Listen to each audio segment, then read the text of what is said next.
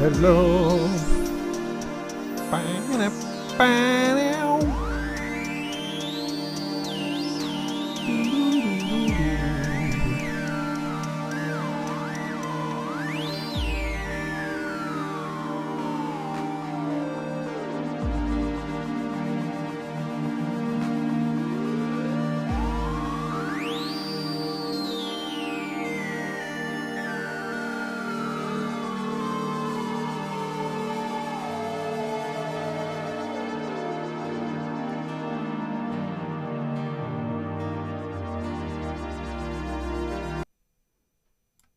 Hey, how we doing? Look at all you lovely people in the chat. Makes it feel like an old get-together of old, well, you know, old friends. I was going to say old farts, but I don't really mean that. Old friends in a pub somewhere. How lovely. It's really lovely to be here. It's really lovely to be back. It's really lovely to be through the other side of something quite epic that happened at the weekend. Just checking everyone can hear me all right. You can see me. Is it all functioning? Before we crack on, just let me know in the chat. Great to see you all. Great to see you, Andrew. Good to see Oz. Christian. Oh God, I'm a bit tired. Excuse me. I'm gonna have to hold it together. Lots of lovely people. Peter, great to see you. Ian, Jack. JS farts. What? Yes, indeed. More Andrews. Manu, good to see you. Good to see you. And people at the top as well. Look at me scrolling. Look at this. Fantastic. Oz, did I say that already? Rob, good to see you. Chris, Spaceman. Oh, I never wanted you to go into space, man. So good evening. Here we are. This is Molten Modular. This is the Molten Live chat. This evening's subject is Synth East, which happened on Saturday, which was undoubtedly the most successful thing I think I've ever done. ever. And I've had 3 kids. so wow. I mean, it was, I won't say it was flawless because no, we had our little moments, but I don't think it could have possibly have gone better. I don't know what was going on to make it quite a run quite so smoothly as it did, but heck did it. It just went on through. All the bits happened. The things worked for the most part. People did the things that they were hoping to do. People came and saw and looked and played and talked, and we all had a bit of a dance at the end. So, yeah, wow, that went really very, very well. I couldn't have hoped for more, really. Makes you wonder whether all those sleepless nights were worth it. I don't know if they ever are, but they are just a byproduct of trying to put something of yourself out into the world. You know, it can be stressful. It takes stuff out of you, but there's something about pushing a little bit, making an impact somewhere in the everyday, which is enormously rewarding. And it's been super. It's been great. And of course, I've been inundated with lovely little messages, which are fantastic. And so the whole thing has made me feel awesome and not really wanting to do any work or anything else. But sadly, reality kind of steps in. It's like Sunday, for instance, when I got home. The first thing I had to do was take one of my kids out on his paper round, which is 3 hours in what had turned into hail and rain at that point. So that was nice. So that was my Sunday afternoon, kind of a crashing back down to earth, really. And then what day are we on now? Tuesday. That means I've done a whole day already. Yeah. So yesterday was thanking everybody and getting hold of footage and collating bits and pieces. And today I've been editing down a lot of the stuff. So I'm still kind of not out of it, if that makes sense. I've been looking at it quite intensely over the last day or so. So I have many thoughts with which to share. I'm just going to take a swig of beer. Today's beer is Steam Brew. A rather kind of obvious attempt at making a very trendy looking beer. Thank you, Lidl. It tastes all right.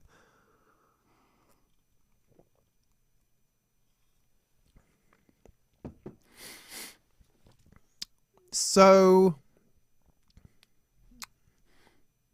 what should we do then? How should we do this? Now, I've got a few bits of video I can show you. So maybe, particularly for those who weren't there, maybe the first thing to do is to do, I've got a walkthrough video of the place, which takes about 5 minutes. We can talk about it while it's playing. Maybe that's a good thing, good place to start. And then we can talk about the performances and other bits and pieces and stuff like that. Maybe that would be good. Before I do that, I just would like to re-thank everybody. Because I didn't do this on my own, not by a long chalk. I mean, I started off on my own. Well, I started off with me and Steve having a jam last year somewhere. Was it over the summer, September? Could have been, something like that. Anyway, we got together and we had a bit of a play, which was really nice. And we were thinking about how we can do a gig together. I also watched him play at Colchester Arts Centre. And it was a really good night. The sound was fantastic. There's lots of really good people playing. And we were chatting after that as well, saying, yeah, we really should get together and do some kind of gig. I think that would be worthwhile, an interesting thing to do. Because it's all very well getting together for a jam, but unless you've got a pull, a direction, a deadline, something, then... oh, well, I've just... sorry. I wasn't scrolling through the chat. It's got along further than I thought. Just checking that everyone's not going, hey, I can't hear anything. No, Red, you're on Facebook. Good boy. What was I saying? Oh, yeah. So we thought, well, let's put on a little thing. Let's do something in a pub in Norwich somewhere, perhaps. And we could do a little gig. That'd be nice. So I started looking into back rooms of pubs and other bits and pieces, and looked at some sort of community art spaces in Norwich, which a bit tricky or a bit small or a little bit this, that and the other, or it might be too cold. I had initially started thinking about doing it before Christmas, things like that. But so anyway, I was talking to various people about it who were very helpful. Bill in the Synth Club, Bill was really cool in helping me out with checking out a few venues or suggestions. And then I spoke to Electronic Sound, who I've chatted to before. You know, we know each other. They're in Norwich, which is great. And I sort of threw the idea at them and said, you know, what do you think about this? Do you think it would be good? Do you fancy getting involved? That kind of thing. And they said, yeah, that sounds brilliant. Let's do that. Now, Electronic Sound have recently kitted out their offices with a new recording venues, like a live venue. It's not a live venue in as much as it's for recording bands live, or electronic artists, I should say, rather, because it's Electronic Sound. So they do live recording sets, and that was a possibility for a moment or two, but they thought they might just be too small. And then they said that Norwich Arts Centre has been on to them to get together to do something for ages, so maybe this could be that thing. And so it was Electronic Sound that put us in touch with Norwich Arts Centre, and they said, yeah, let's do that. And so really, without Electronic Sound, without Mark at Electronic Sound in particular, and without the Norwich Arts Centre and Bradley and Kelly there, who sort of took the meeting, it never would have gotten off the ground. Well, it may have done, but it would have been in a little pub somewhere, whereas this enabled us to have this extraordinary venue with a fantastic sound and a fantastic crew, and that really, I think, has enabled this event to be absolutely everything it could have been. And then, I mean, the best bit really is that rather than me having to drag my own PA to some pub somewhere, do the lighting myself, and, you know, be the sound man and everything else, trying to get the whole thing to work like I'm used to doing. That's the sort of thing I do a lot of whenever I'm doing stuff. So I didn't have to do any of that. All of that was done by proper people who know what they're doing. And so I could focus on the day running, getting people to where they needed to be, talking to the manufacturers, making sure all our performers were happy, and just ticking all of those boxes and bringing all of those things together. So the large amount of the logistics was handled by the Norwich Arts Centre, for which I'm internally grateful. And I think that's, you know, it really turned it into a completely different level of event that I wasn't expecting. It was also a little bit scary because it suddenly made me accountable to some people. There was money involved, which I hadn't counted on. We were selling tickets and taking money for tables and, but they were really relaxed and groovy about the whole thing, which it was really very, very helpful. It could have been much more stressful than it was. And that was brilliant. It doesn't mean we didn't have our little hiccups, like we had a bit of trouble with the Stomp and Synth show, Expo, whatever it's called, which is down in London in a couple of weeks. We did have a bit of a clash date-wise with that, but they were good enough to move for us, which was great. I'm very thankful for that. And other little bits and pieces like, has anyone ordered the tables yet? And oh heck, what about pat testing and etc. etc. So there were bumps along the way, but ultimately it all came together really, really well. I mean, the tickets sold out after about a month, which was great. The lady checking the tickets was good. See, they were all flipping good. Who are these people at Norwich Arts Centre? It's like some kind of house of angels. They're fantastic. So what am I saying now? Oh, I don't know. Anyway, so yeah, it was really great. And as I say, we sold out within a few weeks, which was brilliant. I was never quite sure whether 150 people looked like a lot or not, but it was about the perfect amount. There was room in there. The evening we sold about, I think, 230 tickets in the end, which was great. And again, it was a good amount of people in that space for the gig in the evening. And the whole thing about splitting it up, daytime and evening, was genius. I'm sure that must have been my idea, but it just gave us all something else. So the daytime thing became its own thing with its own performance level and casualness and, flying by the seat of your pants as you go kind of thing. Whereas the evening felt like a much more of a proper gig. And it also gave all the manufacturers, those who stayed, an opportunity to let the hair down and have a bit of a bounce around without having to worry about manning a stall. So it kind of brought us all together in the evening, and that felt really good. And I mean, Finley Shakespeare was just an exploding dynamo, and Nick Colt has schooled me in how the heck you do this modular performance lark. I mean, that was quite amazing. I'll talk about that later, I think, but I'm sort of quite deeply affected, I think, by seeing her play. And the whole day in general, it's changed a lot of my thought process about a great many things through the experience of playing and sharing and doing things and watching people do stuff. It was great. So there we go.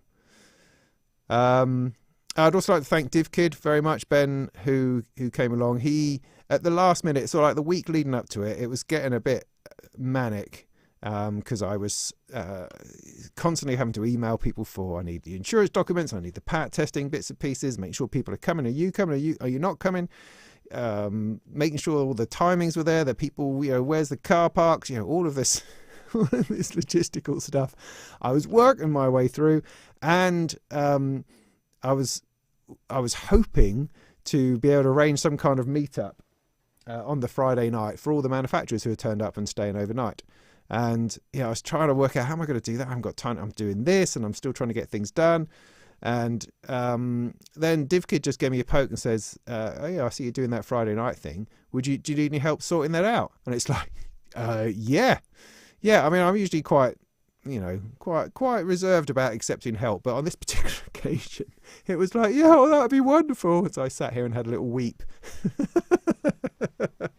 So we had a quick sort of messenger chat about, hey, how about a Pizza Hut? Not a Pizza Hut, God, no.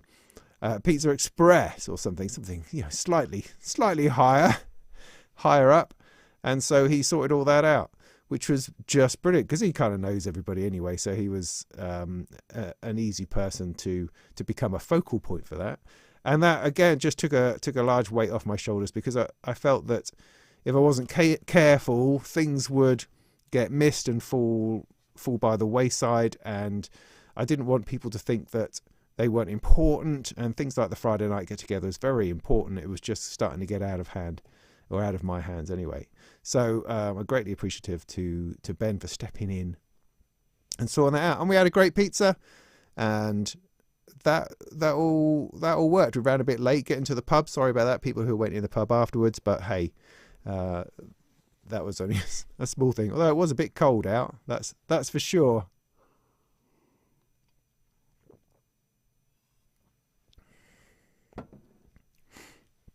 So that's the thank yous, really. Other than to all of you idiots, of course, coming along and having a bit of a play, which was fantastic, and all the manufacturers, the exhibitors, you know, everyone was just up for it. I mean, what really amazed me more than, because what I was worried about, I was worried about a number of things. My worries going into it. So I didn't sleep very well the night before, as you can imagine. And I was in a strange place. I was in a strange flat. In Norwich with Steve Davis. We've been out to the pub, obviously Friday night, a little bit too long. But what I was worried about was getting those bleeding tables in. I was certain that the tables were going to be bigger than I thought, and so we suddenly wouldn't be able to fit everything in the space that I'd measured out. And yet it did. So I was terrified about the tables. I was terrified about people not being able to get their stuff in time and get set up in time and all that, all those sorts of things, those unknowns, and how we were actually going to get the tables about the place and set it all up and all that kind of thing.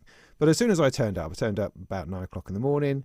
I walked straight in, and Ellie was there, who was running the day from the Norwich Arts Centre, and she was brilliant, totally with it and on top of things. And Alex, the technician, who was looking after the sound and everything else, and there were some other women there who were fantastic, who were helping out, and they were just carrying tables and putting them wherever I wanted them to be, which was like, great, yeah, over there, that's great, here's my plan, got that out. They had a plan already printed out from somebody else's email, and they were putting the tables in the right places. I was labeling them up, and the manufacturers were just coming in and setting their stuff up like they knew what they were doing. I mean, everyone was just so brilliantly self-sufficient that again, you know, I didn't really have to do anything. You know, a little bit, no, over there it's fine, yeah, no, that's great. You know, Alex was going around putting all the power into everything, you know. I could have gone off and got a coffee, but no, I felt I needed to stick around. So, you know, straight away, right from the start, all that weight was sort of lifted, and it just felt like this is going to be a regular day and it's going to be nice. And then so it was. So, yeah. So amazing, just amazing. So if anybody thinks that I looked calm, it was because I think I was. I felt really looked after. The whole thing felt supported and like it was going to work, and then it did. So, you know, can't say fairer than that. So what should I do? Yeah, so what we'll do, rather than just me running on about stuff which nobody necessarily understands, unless of course you were there, let me take you through the place. So I've got a video down here that I shot just on my GoPro, just walking through. Let me, if I turn the volume down a little bit, then we can talk over it, or I can talk over it, or I don't know. We'll just run it and see what happens, shall we? Hang on. Here we go.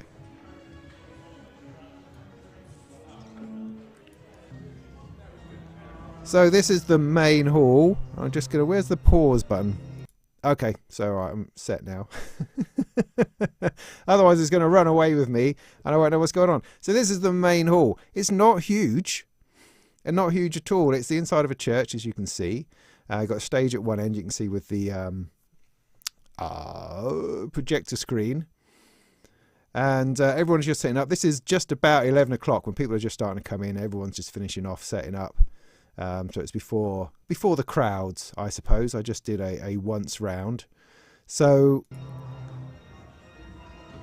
there you go. See, it's not a large space, and all my tables are set up in the best way I could find to make that work, is the idea.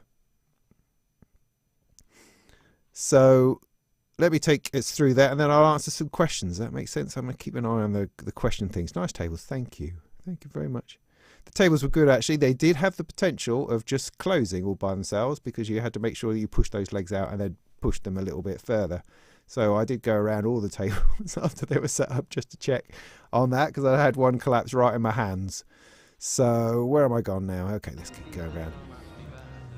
So that's Arthur, bless him. He was one of mine who was able to come along and help out for a bit.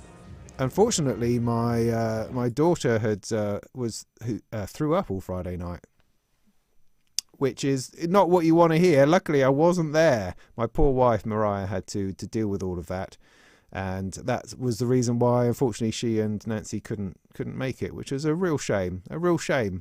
But you know, I'm just very thankful that I wasn't there, because that would have been fairly awful, I think. But anyway, moving on. So this is the wheelchair access coming down here, as you can see. So the idea was that the flow would go like this. It didn't actually work that way, but that was my plan. So first up on here is Voltage Vibes. Peter, who was in the chat a minute ago, I think. He's the guy behind the Molten's hole, and also the build up and drop, which I have right there. Look at that. Which I can't show you because I'm not on camera. Don't worry about it. Anyway, so he had stuff going on with his KeyStep Pro, and essentially he has this a Eurorack module which takes the back of the KeyStep Pro and sticks it on the front. He's got the build up and drop. He's got Molten's hole, of course. It's fantastic. He's from Belgium and he's awesome. He's got a great hat, and there you go. That's his little stand. So everyone gets a table. That's the idea. Then next to him was Thonk. Thonk, of course, do a lot of DIY kits and stuff, and they had stuff to bring. This is MIDI Cake that I showed you the MIDI Cake ARP a little while ago. He's got a new update. I mean to do another video on it at some point soon. And he had a really great, Chris had a really great stand with this light up thing.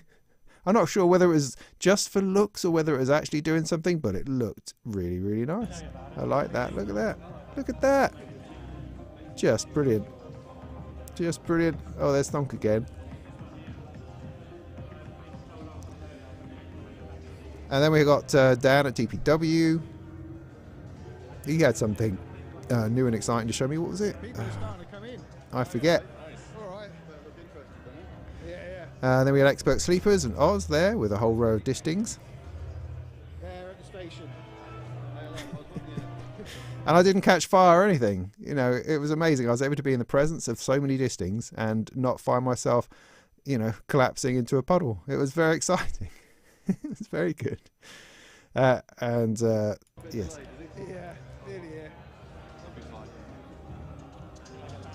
Now this is interesting. Okay, that's just going to stick the sound up a little bit, because I think we get a little scoop here. I think this is a new module. Only 2, says Oz. Okay. That was all right then. I was completely fine. It's just that I have a distinct phobia, that's all. It's become a legendary one, which is nothing against the technology, sir. I think it's completely awesome. We just don't get on very well. But it's something which is always in my life. Hang on, having a swig of beer.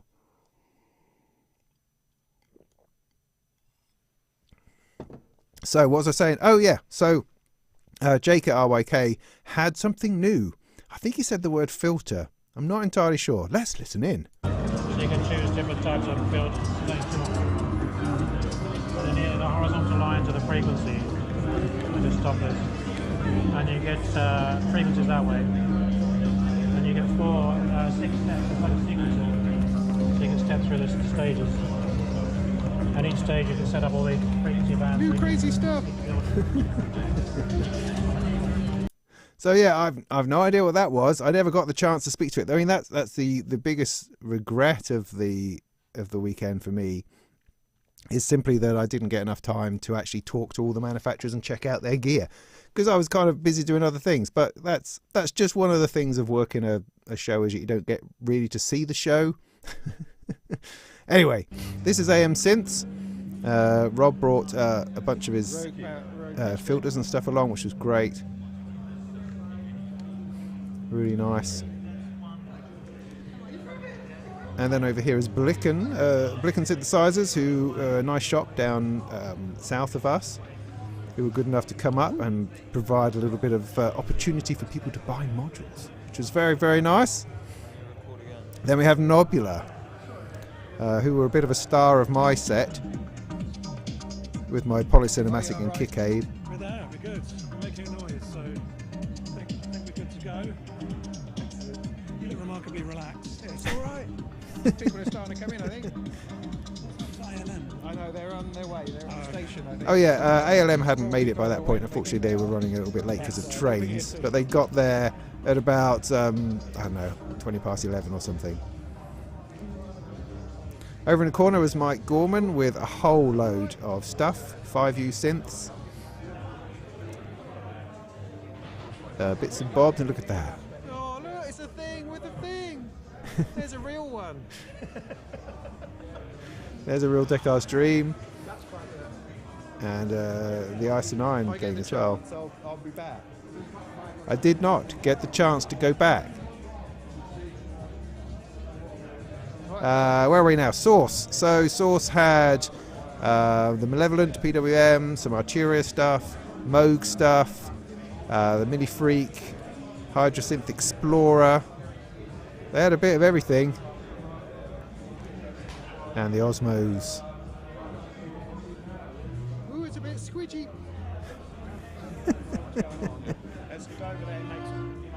And then Racket, who had a bunch of kits and funny things and t-shirts, which was nice. Nice sort of merch and bits and pieces.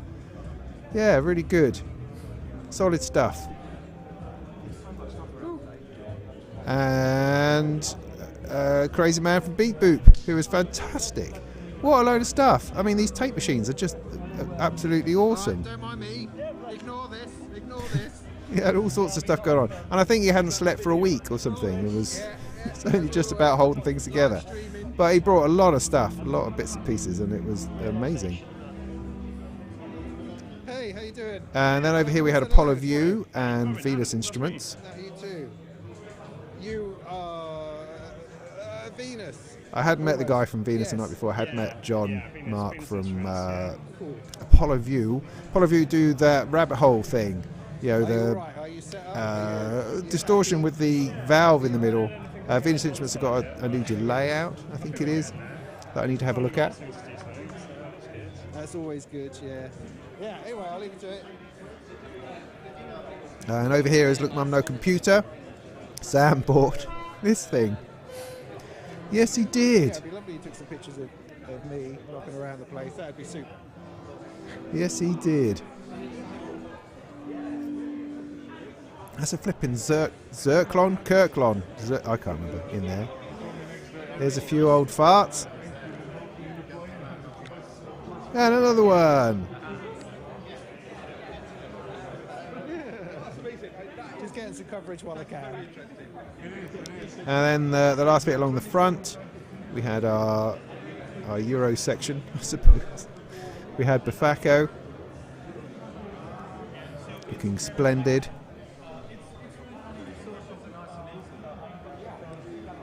Bastel Instruments. And he's using it for some recording.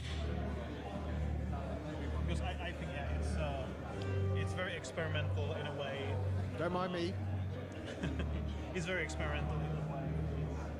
Very out there. And then Soma Labs. Without using any internal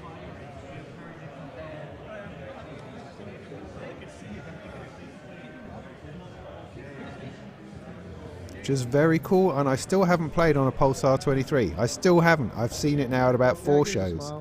This is Mark Rowland from Electronic Sound, who's a diamond geezer, and really sorted us out, and they had a lot of stuff to give away, which was very, very cool. And then Korg took over the entire foyer. Now, I'm pretty sure I only sold them a table. Like that little table, that round one, that's what I think they rented. And so they just sort of spread out wherever they could find after that. It's not entirely true. But it felt like that a little bit. They just exploded all over the foyer. But hey, they filled up whatever space there was. Fair enough. All fair play to them. They had a Korg M1 as well. As well as other bits and pieces. They had an interesting range of stuff. And then we go through the bar way. Through this a little bit. In here we had Synth Club, Norwich Synth Club, EMOM, and Steve with a bunch of synths.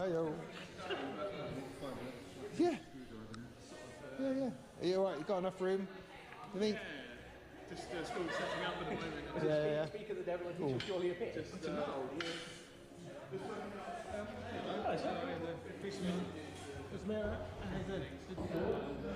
And yeah, Steve had brought a whole bunch of kind of classic synths, which was really, really nice. And there were sausage rolls. So there we go. That was the general layout of the show. So you've never been to a show before. That was it. It's not a huge space. It's not a huge venue. We filled it. We could have been bigger. You know, I had to turn a few manufacturers away, one or two, but it was enough. Well, and we did have, you know, people still looking for tickets. It would have been nice had we had another 20, 30 tickets or something that people could have just come in on the door. Or something, but we didn't. We just had to make the numbers and make a decision on that, and that's kind of how that went. And it worked. It worked well. The number of manufacturers we had, the space we used, the people who came through, all just on the money, spot on. So I'm not going to scroll back up through the chat at this point. So any burning questions that people have, do throw them in, and I'll see if I can answer them. Yes, you missed a treat. Yes, you did. You missed a treat.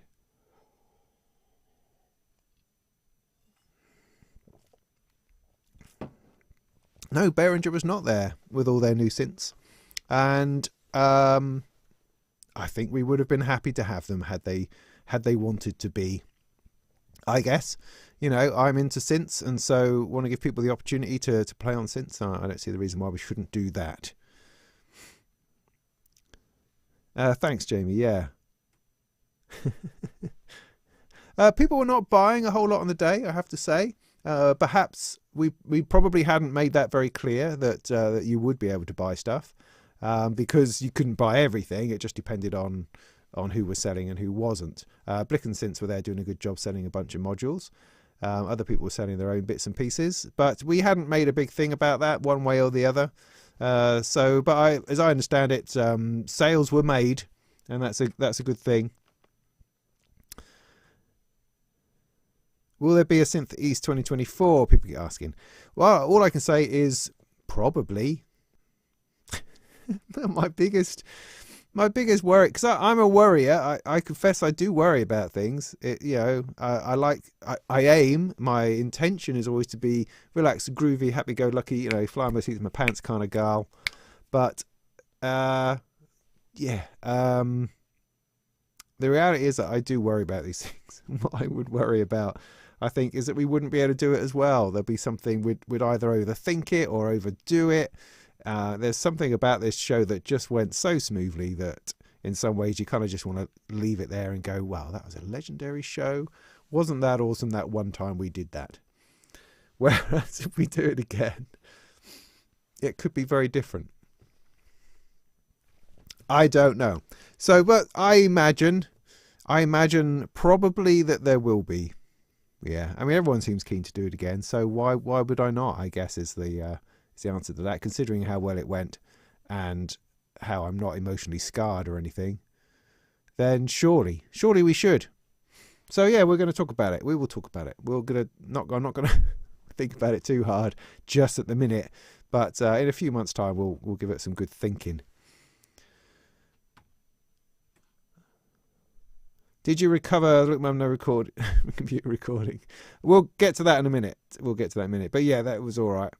Could you hear yourselves playing okay? Yeah, I mean, keep the play.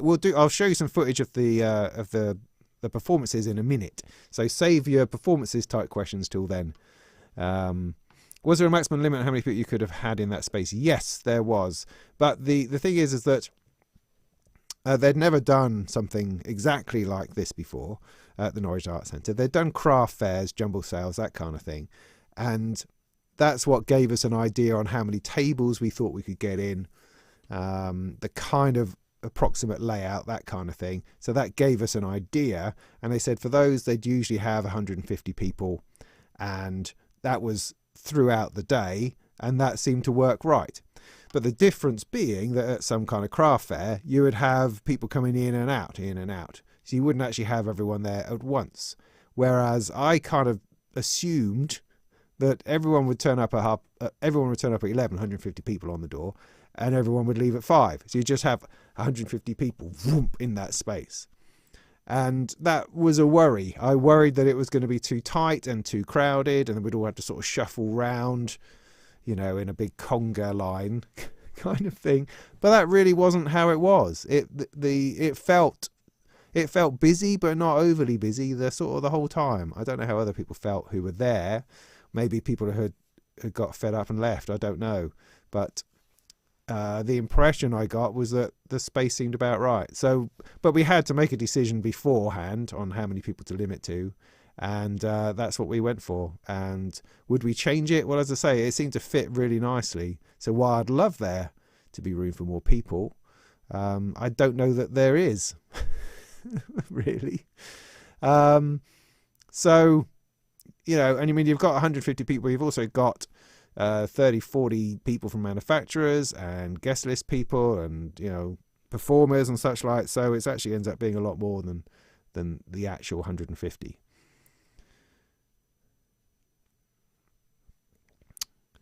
Korg had a refurbed ARP 2600M for £1,000. Really? Wow. Why don't they come and see me? I might have had that.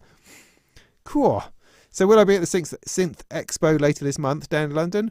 I hadn't planned to, but it might be. I don't know. I'll look into it. I mean, it's free to get in, isn't it? For heaven's sake. So all I've got to do is get myself down to London. Isn't there some problem with trains though? Isn't there a train strike on that? I don't know. I will look into it because that might be an opportunity for me to actually have a play on some bits. Maybe I should go down in disguise. That would be great. So yeah, possibly. Honestly, I hadn't thought about that. Who knows?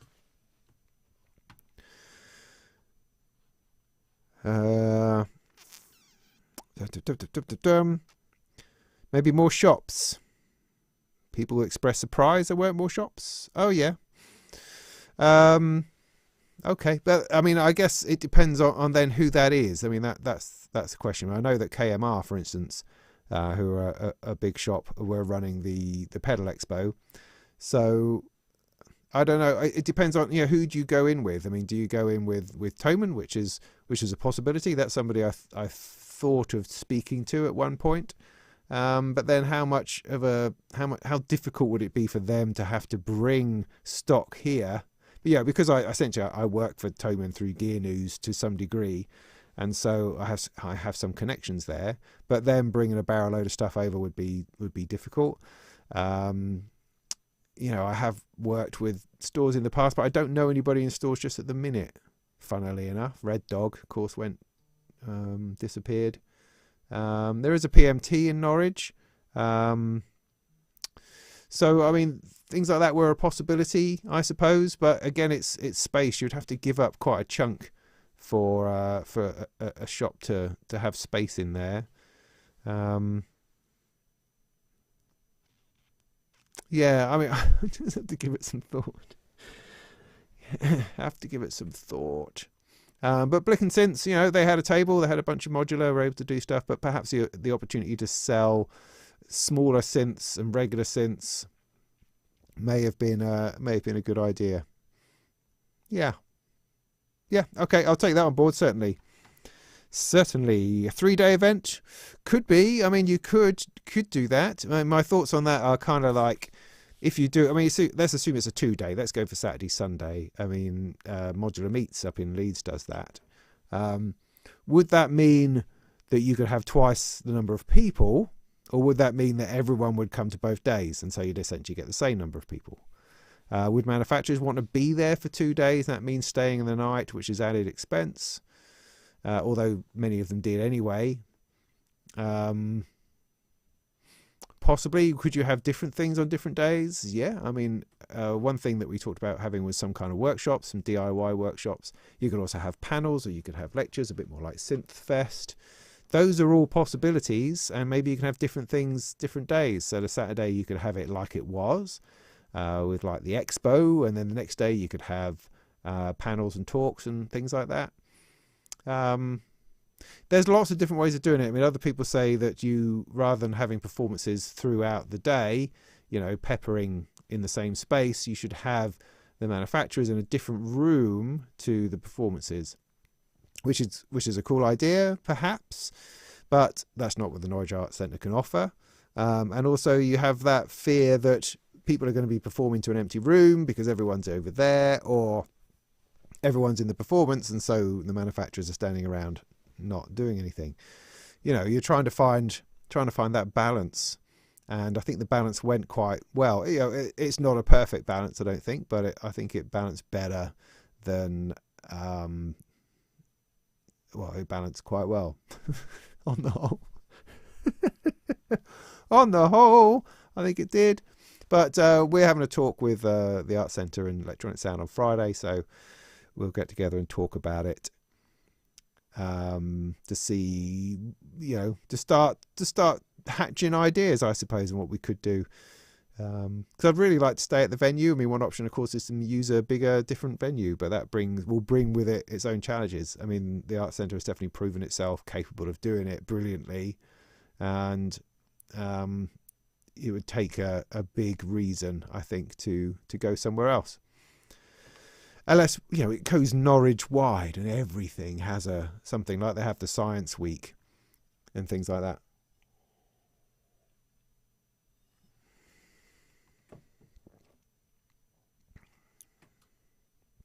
So yeah, in answer to Ian's question about whether the performance element worked, I think it did.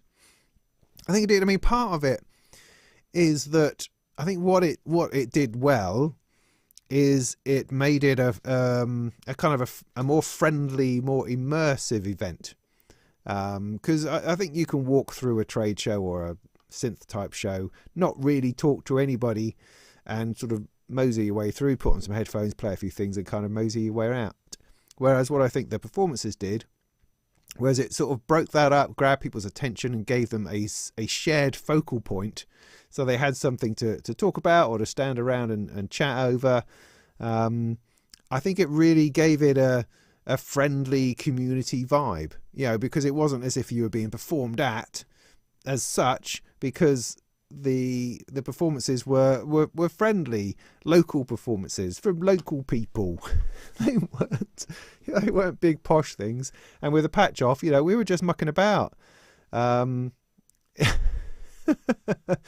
know, trying our best mucking about, but mucking about nonetheless. And I think people enjoyed that and felt the interaction with that, you know, and I think that was really important, that it didn't in any way feel faceless or uninvolving. It was, hopefully, it felt very engaged the whole time, and that was good. So I think that felt enormously positive from my point of view. I know it interrupted people's conversations sometimes and things like that, but actually some of the manufacturers have said during that time they were able to actually look at other people's stuff while everyone was distracted. So that was a positive. Lessons learned. Well, as I say, it all went so well. I haven't learnt a thing.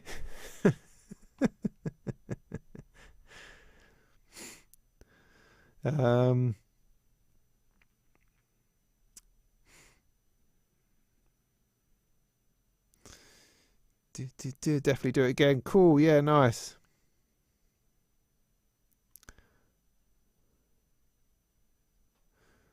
Yeah, I mean, I'm sorry I didn't get to talk to everyone. I thought for a little while I thought I should stand on the door and welcome everybody in as they come, but that just got ridiculous. I mean, it was fun. I mean, I was a bit bemused, I think, during the day often, because it's like, right, I need to go and do this, and I'll take 2 steps and then I'll be immediately in a conversation with somebody, a nice person asking me nice things and saying hello, which was lovely, and I loved all of that. But I wasn't able, as I say, to get and look at the things that I kind of hoped that I might be able to, simply because, you know, another couple of steps, there's another conversation, and then another conversation, and then I had to get back to the stage to do the thing with the thing.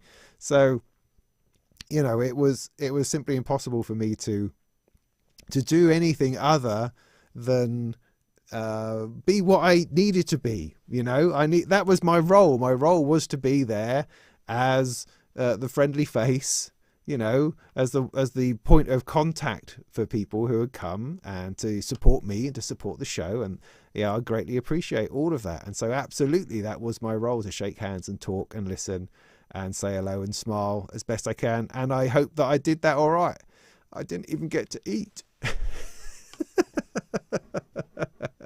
But I hope you felt I was friendly. I definitely intended to be. And, you know, I'm not a scary person to talk to, I promise. And if by any chance I either cut you off, or we're speaking to you and then we're speaking to somebody else, it's simply because I didn't want to be rude to anybody, and so ended up being slightly rude to everybody at some point, I imagine. Anyway. Hey, over as Twitch in Swizzle Circuits land. How you doing? What?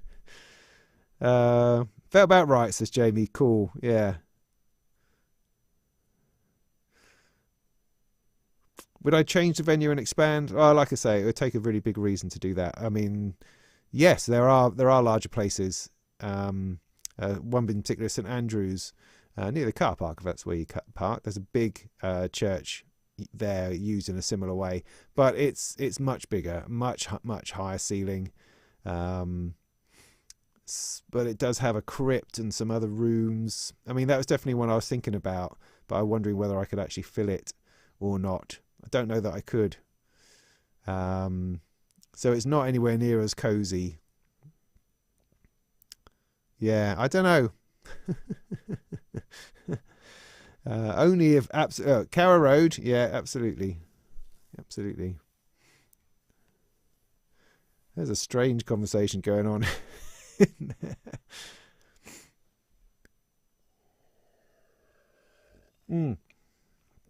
Greg says he never had to feel like he had to wait to look at something, which is really cool. Not for too long, a couple of minutes. No, didn't feel you were holding up the flow. Great.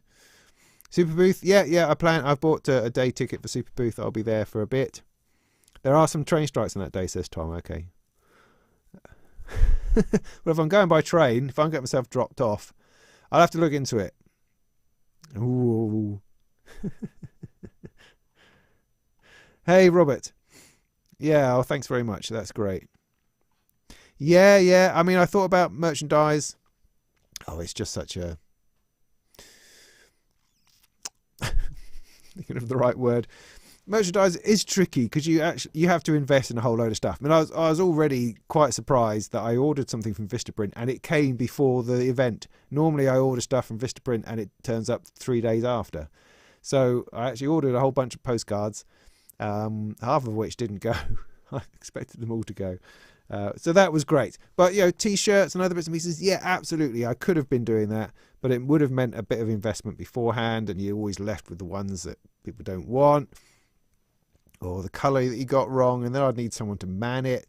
You know, I made the mistake of looking into getting a card reader thing that people have, and then I got inundated with spam and phone calls from like 50 different companies trying to sell me one. So, you know, that was a mistake. But I was quite surprised about how easy it is to obtain something like that these days. It was really hard when I was taking proper money. When I had a swipe machine, God, flipping heck. That was hard work getting one of those. So that's really cool. So it's probably easier than I think. So, yeah. If I get someone to run it next time, I think that's probably a goer.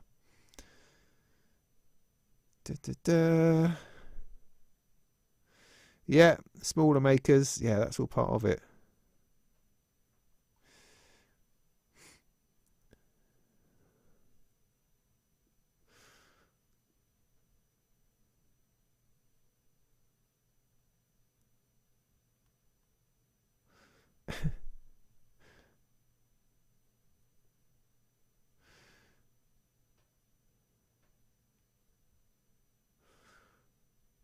2 days sounds good. All right, so I'm going to catch up a little bit now because what time is it?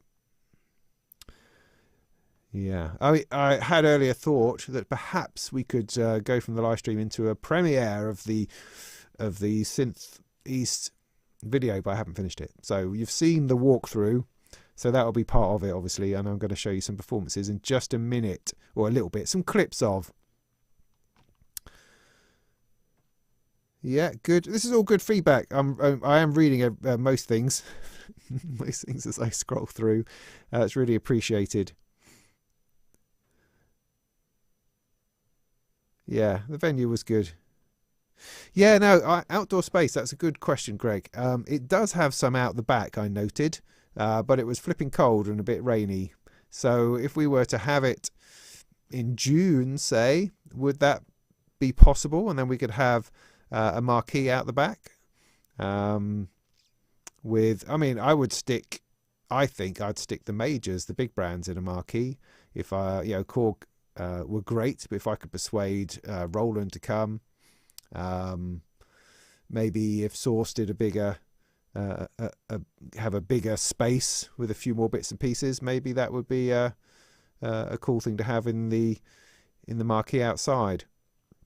And then have all the smaller stuff, the smaller makers, modular stuff on the inside. Maybe the other way around. Who knows? Maybe the performance space outside. Oh, I don't know. So yeah, potentially. I don't know how often they use that, or if they've used that for something in the past. But that's definitely a thought.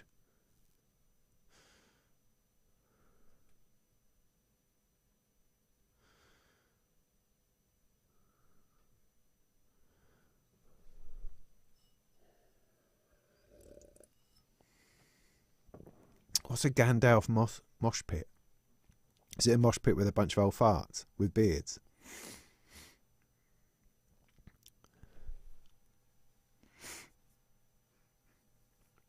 Yeah, I mean, I've spoken to a few people who are talking about, yeah, well, maybe we could do an event like this up in some northern place or a crossover in somewhere or other.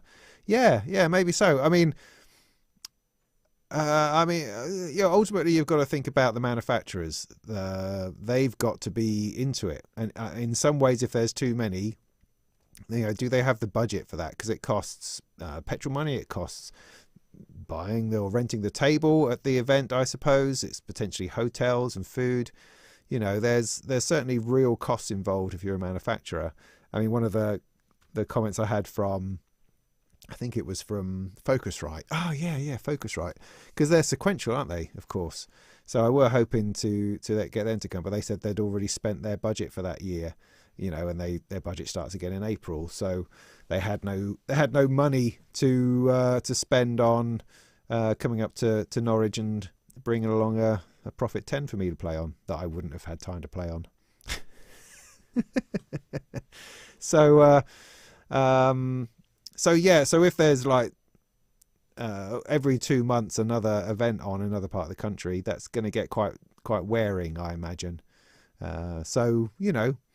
But I imagine, I mean, with Synth Fest up in Leeds, I mean, that's a pretty good up in Sheffield rather. That's a pretty good point of contact for a lot of the UK, a lot of England anyway.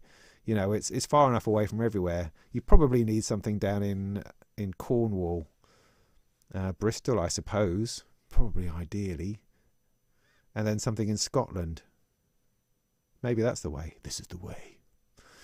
Anyway, I don't know. Not up to me.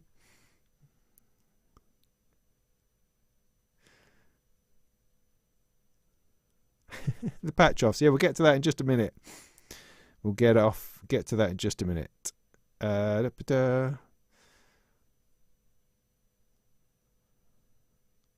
was very good. Yeah, it was. So we'll get to that in just a second.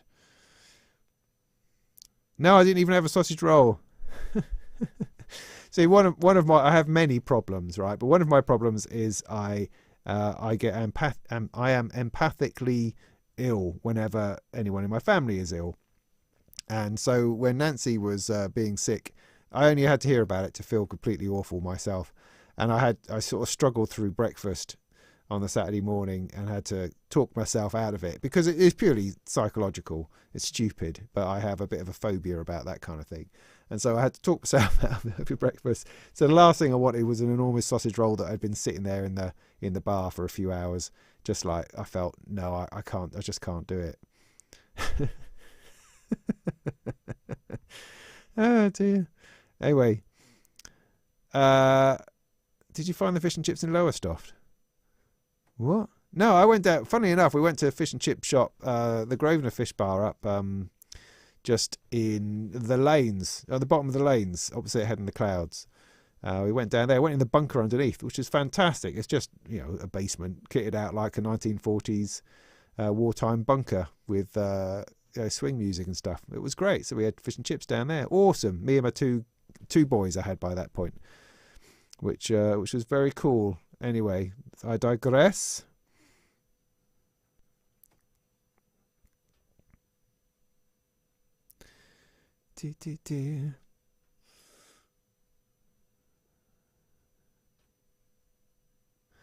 Yeah, performance stuff. Yeah, okay. Bristronica. Yeah, cool. That's nice.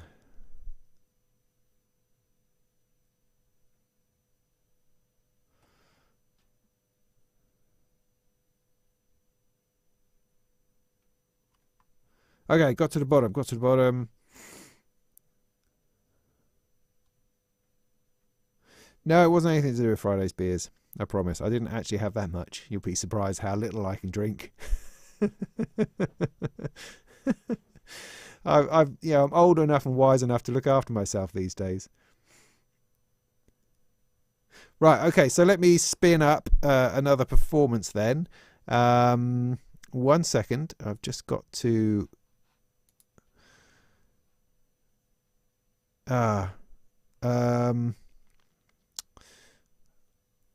Okay, I'll show you a bit of Abominable and a bit of Bob Percy. Now, I haven't mixed these ones, so they'll just come as they are. So here's a little bit of Mark Rutter, also known as Abominable Music. So this is just the camera from the front of the stage, the venue camera and the venue sound. Let's just give you a minute of this. And now Mark was very, very kind to represent EMOM. So part of the deal with Synth East for me was to encourage local modular and synthesizer usage and addiction, I suppose. And so it felt really important that I supported the local electronic music open mic, the EMOM stuff. I supported that and supported the Norwich Synth Club as well. That was quite vital to me, and so I wanted to have a couple of performers who represented them, just to highlight the fact that they're there and do a fabulous job, and you should all go along and do it. And I met Mark at an EMON, I don't know, several years ago now, and I'm always running into him there, and he does fabulous stuff. I've never seen him with the Arp Odyssey though. I mean, that was an impressive upgrade. He's usually there with some piece of old crap that's falling apart.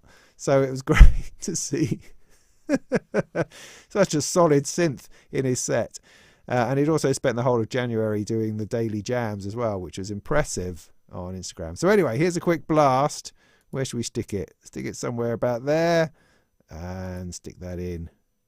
And turn on the sound, you fool. Where's the sound? Wait for it. Wait for it. Damn it. There it is. Hang on. Golden uplights. 3 boxes full of glass. Cardboard Oregon.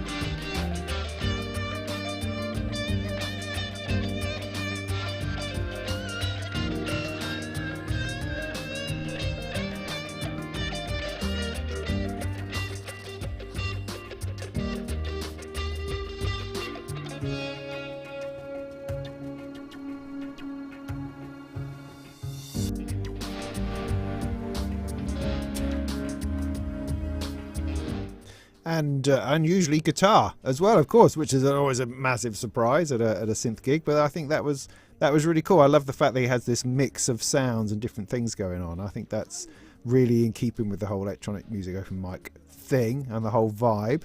The sound is a little bit low. The sound off the desk is unfortunately a little bit low from What's It. So you might have to do a little bit of beefing up of that, Mark, if you could post it on your channel, and I'll do that when I include it in the clips of stuff that went on. I'll just jump you forward for a blast somewhere else.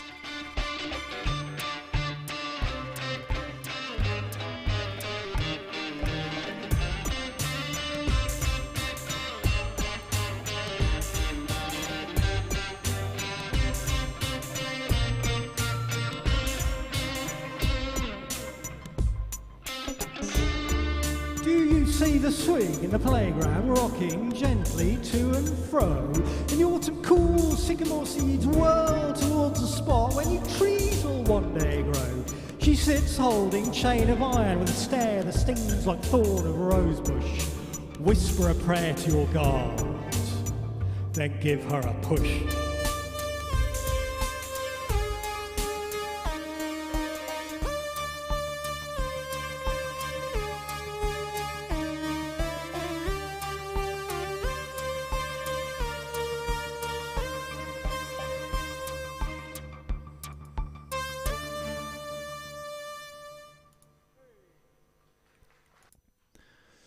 Cool. Very cool. That was great. I really appreciate you taking the time to do that for us. That was the perfect opening act, I think. It had a little bit of everything.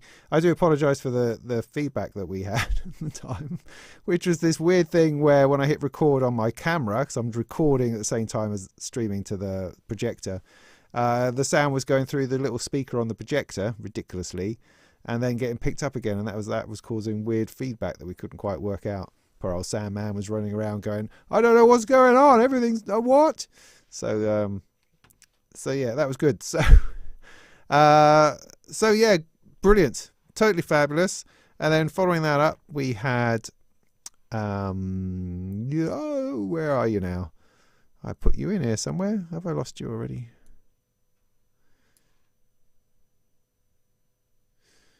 Yeah, I did.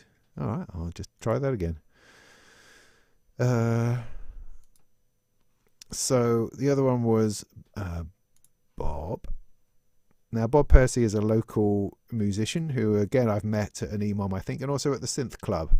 And he just happened to have a booklet easel style thing. It's not a real one, but real enough, that's for sure.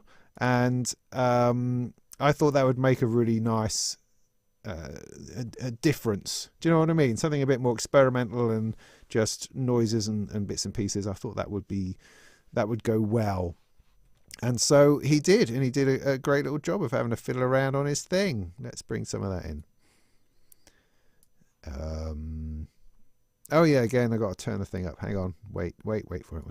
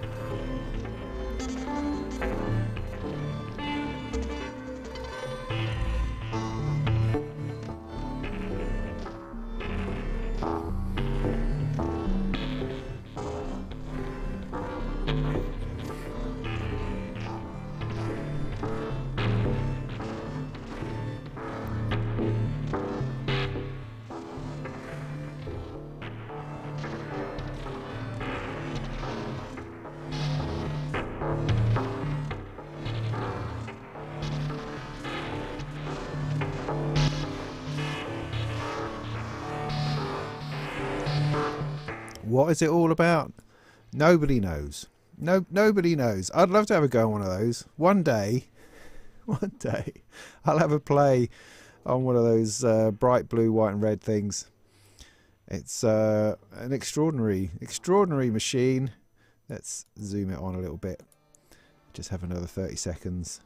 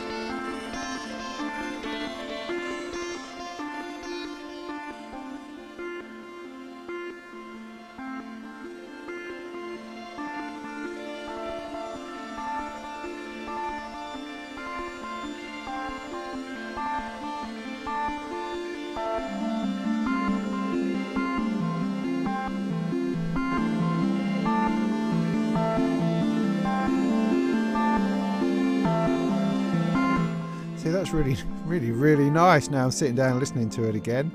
Top job. Thank you, Bob. That was fantastic.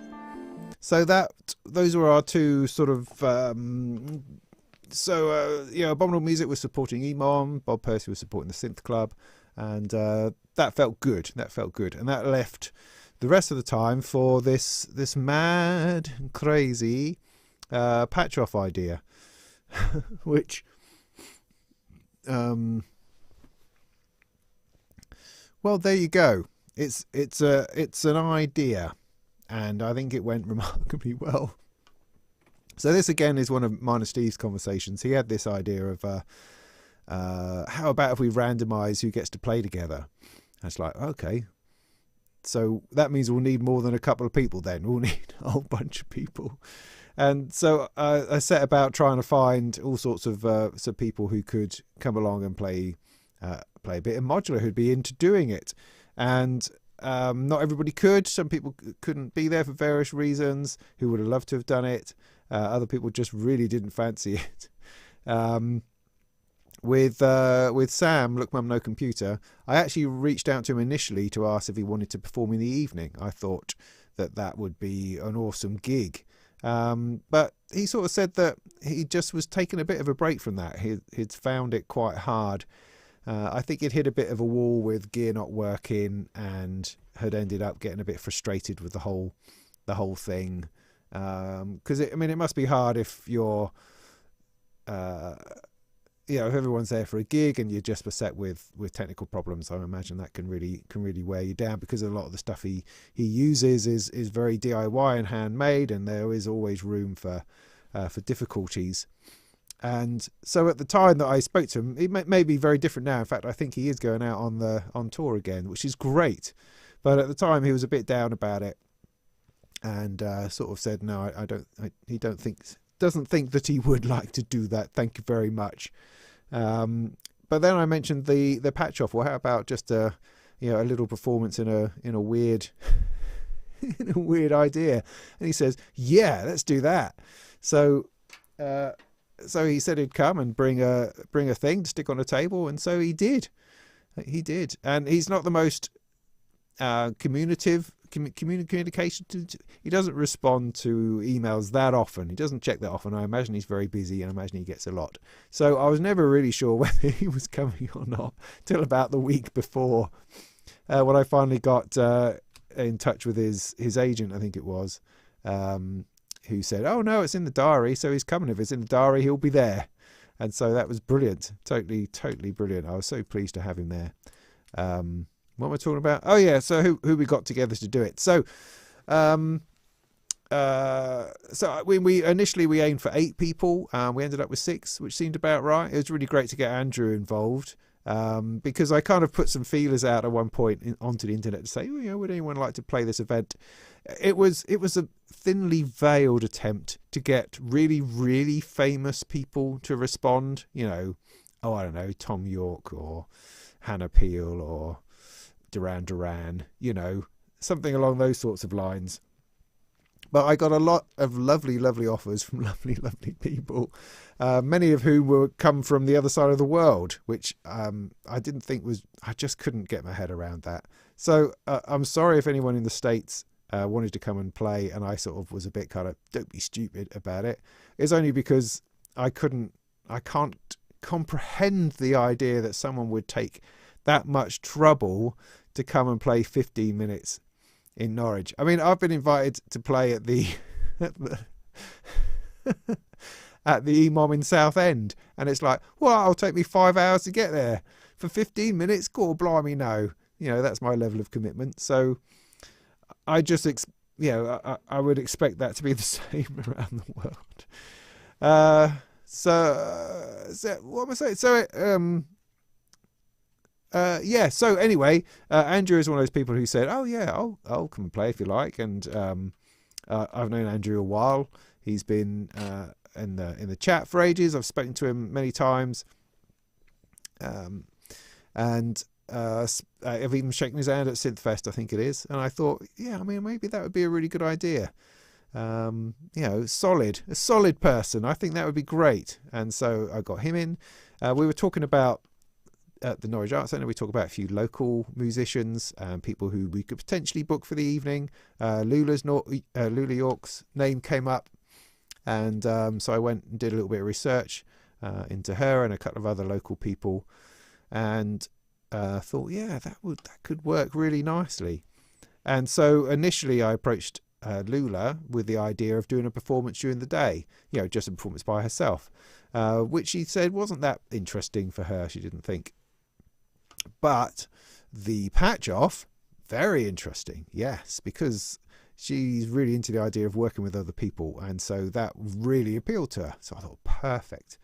So that's another person snagged. Gaz fell over himself to be involved, which is just awesome, because he's an awesome bundle of awesomeness.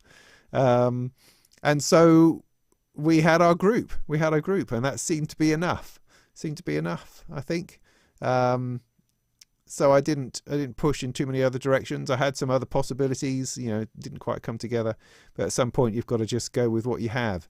And we did, and it was absolutely perfect. So the idea was, you've got 6 people. You all got a bit of modular. We've not played together. We've not practiced. We've not rehearsed or anything. And the idea is you draw names out of the hat. And the first 2 you draw out, play together. Off you go. Next 2 you draw out, play together. And so on. That's it. That's the idea. So it's a little bit scary. But actually, when you were up there, it wasn't anywhere near as scary as it could have been. It was all right. I mean, a lot of that, I think, was the friendliness of the place and the crowd. It felt really relaxed. It felt like, yeah, you know, we can do this. This will be great. And it pretty much was. Now, I've got lots of thoughts about my level of greatness, which maybe I'll talk about at the end when I finish my beer. I don't know. But, you know, good enough. Absolutely good enough for what was required for the day. And some of it was really excellent. Just totally excellent. And the beauty of it, perhaps, is simply that the pairs that were picked were perfect. I mean, I had thought a few times about fixing it, maybe, because, I mean, Gaz had said that, you know, he's already done a gig with Steve, and so perhaps if I pick him out with Steve, then maybe we should try it again and have somebody else do it. And I was also playing with Steve in the evening, and so maybe it's better that I didn't play with Steve during the day. And I thought about that, and then I thought, no, sod it. We've got to let the randomization thing happen. We just have to do it for real. Sod whatever the outcome is. And so we did, and we got Sam and Gaz. Perfect. Then we got Steve and Lula. Perfect. Me and Andrew. Perfect. Just absolutely bang on. Could not have worked it out better if I had done. So, heck, it was a great thing to do. And as I say, there's no practice, there's no preparation. There might be a little bit of, so what should we do then, kind of thing, or what clock are we going to use? And then you just go. So let me give you a little bit of a couple of minutes of each of those, if I can find it. There it is. Which one is that?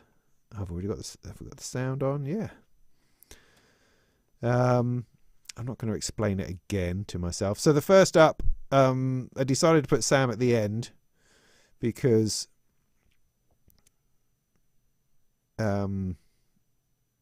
put Sam and Gaz at the end because we had to move this entire big modular thing onto the stage, because that was the thing.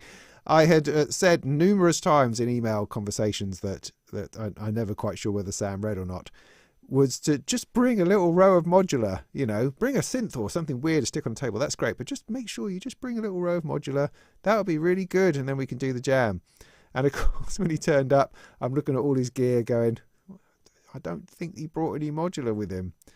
And so when I eventually got up the courage to ask him, he went, oh no, I'm going to use this. He's going to use this Cosmo thing that's enormous. It's like, well, what? All right then. So that's what he did. Anyway, so first of all, here's me and Andrew having a bit of a go.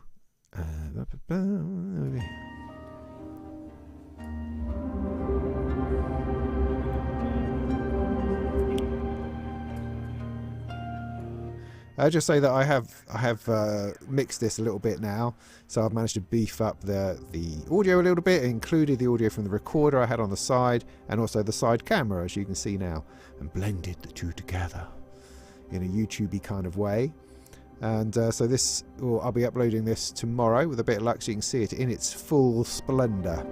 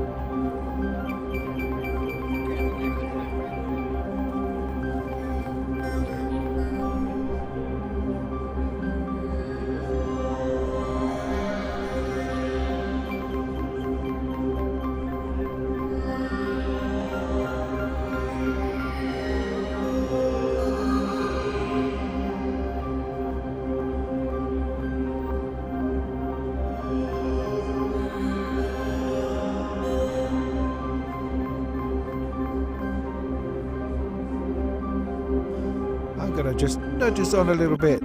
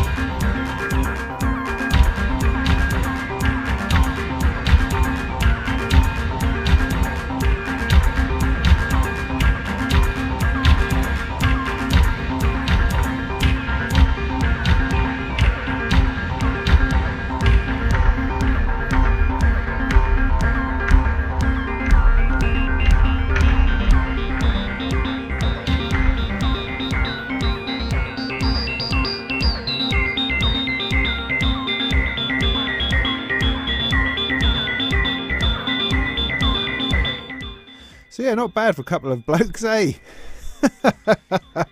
Not bad at all. That was all right. That I think we did all right. We did all right. Yeah, we did. Yeah, that was pretty good. You can hear the whole thing tomorrow when I've uploaded it. Now, for something just totally sublime, Lula and Steve were, well, extraordinary. Lula's amazing. Steve, not bad either, but you know, Lula's amazing. So there we go. A little bit of this.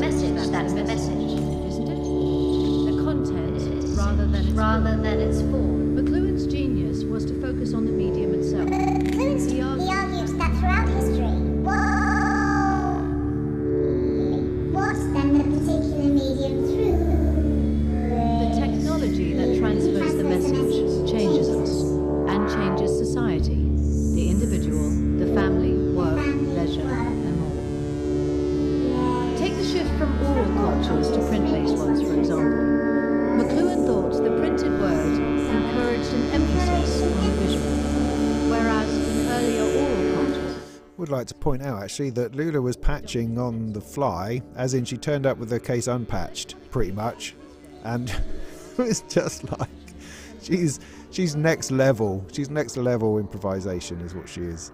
She just patches it up and just goes with it. Yeah, try to tune oscillators. Yes, that is true. If we had a clock, you would just pass a cable between each other to keep it in time. So yes, but this was a very chilled and ambient bit compared to mine and Andrew's thumping bit of whatever that was. Let me knock this on a little bit.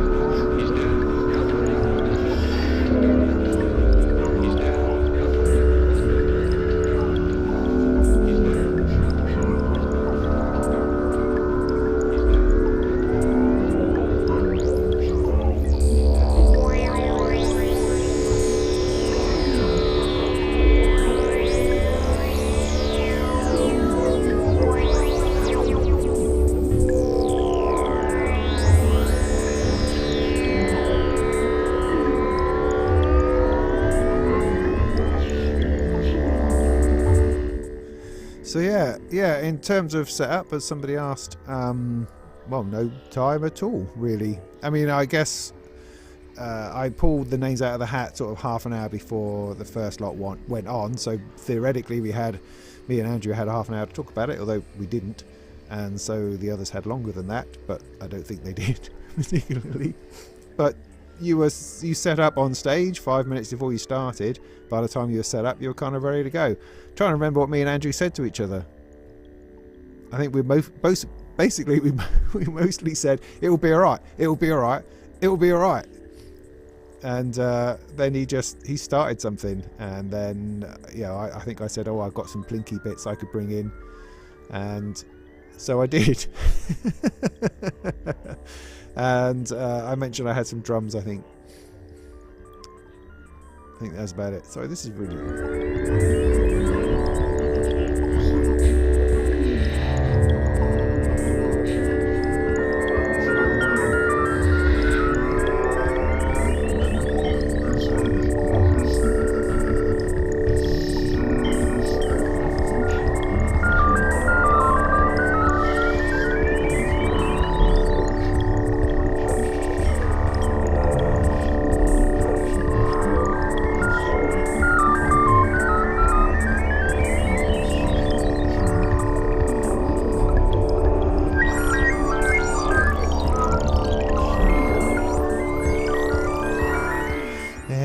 You'll be able to see the rest of that tomorrow when I've uploaded it, but it was just truly wonderful, really just perfectly modular, right on the money type set, just brilliant, just really, really nice.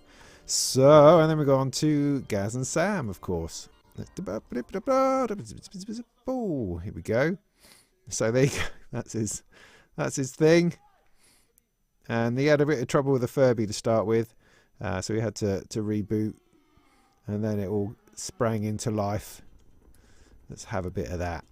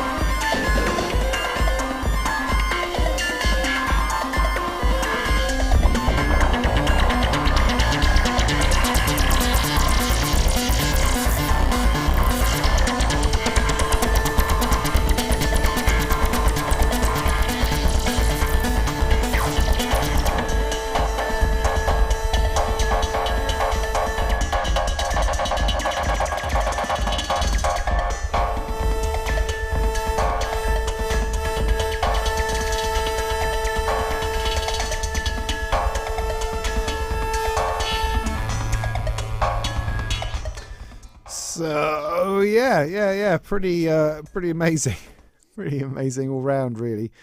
Yeah, fantastic stuff. It could not have gone better, I suppose. I mean, it could have gone different, I suppose, is what I mean. And it just worked. It worked. And enormously happy with it. Everyone in the crowd seemed to be happy with it. We were fine, and so that really worked. So yeah, there you go. There were the performance history of the day, and then that sort of closed the event. Although it sort of finished quite quickly after that, which wasn't the intention. I did stand up there and say it closes at 5, and then it being about 4:30, and then suddenly everything was being taken apart. So, but hey, 4:30, 5 o'clock, whatever. It was good enough at that point, and yeah, and it was the time had seemed to have flown past at that point, and then we were done. Just amazing. Totally amazing. So, I mean, I think we could have done lots more modular patch offs. It could have ran all day, but you have to put limits on it somewhere. And I think we had having 3 of those was good. I think that was enough. That's the thing, that almost everything about the day was just judged quite perfectly. The length of time from 11 till 5-ish, having 5 different performances through that time was great. Having the limitations on it was good. I don't think anyone got bored. And if so, you can go and get yourself a sausage roll or a pint or something, or wander up a road to a cafe. No bother. It wasn't a drag by any stretch. So there we go.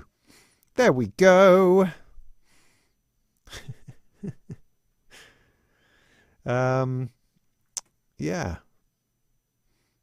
So yeah, we're nearly there. Where are we now? Yeah, good. I didn't have anything else. I mean, I'm just rambling on about the day. I'm sure there are probably real things I was supposed to talk about, but I can't think what they are. So I'm just going with what we did. Then I'm just going to give you a quick blast of Finley and Nick Colt Void in the evening as well. Oh, of course, and me and Steve, our half-hour set. Now, this we did talk about this a tiny bit because we had half an hour to fill. I mean, the 15 minutes which you had with the patch off seemed like no bother. I mean, we've all done EMOMs, we've all just turned up and played for 15 minutes. So to be able to play for 15 minutes didn't seem to be a struggle. You can turn things on, you can turn things off for 10, 15 minutes without feeling like it's boring or you're doing the same thing over and over again. So that felt all right. Half an hour felt a lot longer. So we were talking about it going, right, we just got to hold off. Just be prepared to give it some time, because it's like, I mean, maybe I'll talk about this afterwards. Excuse me if I remember to, but I've got I've got this kick drum and I've got the U grids, and I've got the zaps, so I've got a whole bunch of percussion in my case that I've been using, I've been working with, which I was quite enjoying, and but of course, when you bring that in, it sort of elevates everything to a certain degree, and then it doesn't really have anywhere to go. I don't have anything to build upon that. It goes up, and you play with that, and you sort of drop it down and bring it up, drop it down and bring it up. But then that's it.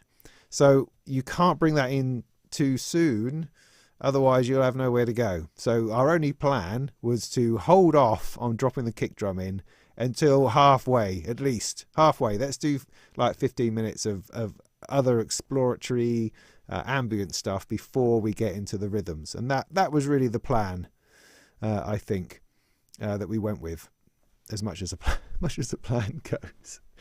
And sadly, what didn't go quite right at the beginning was that my surface was out of tune. It's a really annoying module to tune, and because it has a very striking sound, because it is a struck string, it does penetrate.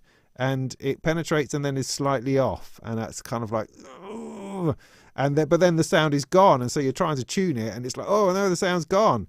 So we struggled a little bit at the beginning. I mean, I did try to tune it beforehand through my tuner, but that obviously didn't quite function as I thought.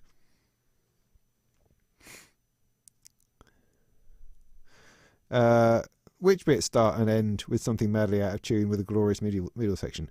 Whose bit in particular? Are you talking about? Are you talking about mine and Steve's bit later? Yeah, possibly. Possibly indeed. But also, the monitoring on the stage wasn't awesome. You could hear, but not hear as well as you'd like to have done. We kind of only had one side monitor, so maybe that could have been perhaps better. It was difficult to hear on stage, so it wasn't entirely obvious what was out of tune, if you know what I mean. Anyway, I'll play you a bit of me and Steve, and then I'll talk about that.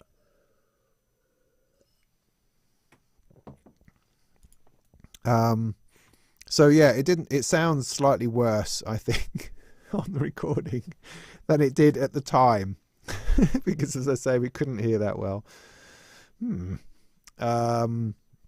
So this is so what happened then. This is the split. So at 5 o'clock everything shut down, everybody packed away.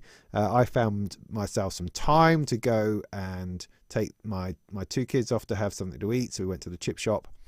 Then I went back to the flat, changed my shirt, and just like sat down for 5 minutes going, and it was really good because everyone was saying, hey, come and we'll get something to eat, come and get something to eat. And it's like, no, I could just really do with not talking synths for half an hour. I just need some no people time, and my kids can, would obviously completely ignore anything that I'm actually doing, and so would be happily talk about rubbish with me for half an hour. And so that was really useful. I got like half an hour off, which is brilliant. Yeah.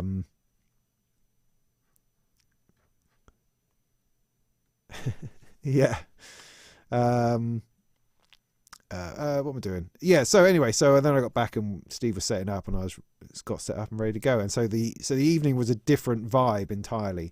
So the stage was set, the stage was brought forward, we had subwoofers in the bottom which made our whole table bounce around, which was great. And unfortunately the sound from the camera for this was just overwhelmed. It was too loud. And so I can't really use it. There's a bit too much distortion. So the only sound on this is the sound from the desk, which I've had to beef up a little bit because that was recorded a little bit too low. But there we go. So let's throw a little bit of this on. Let's see if I can move past the terrible surface and go from there. So which one is this? See when before was this one? That one. Stick that in.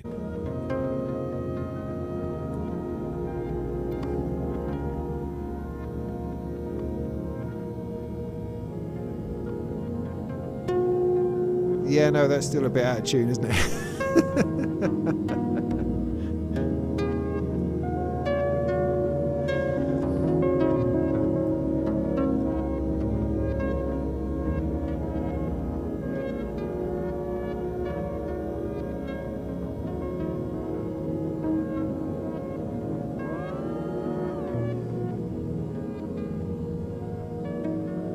Thanks, Edna. Thanks.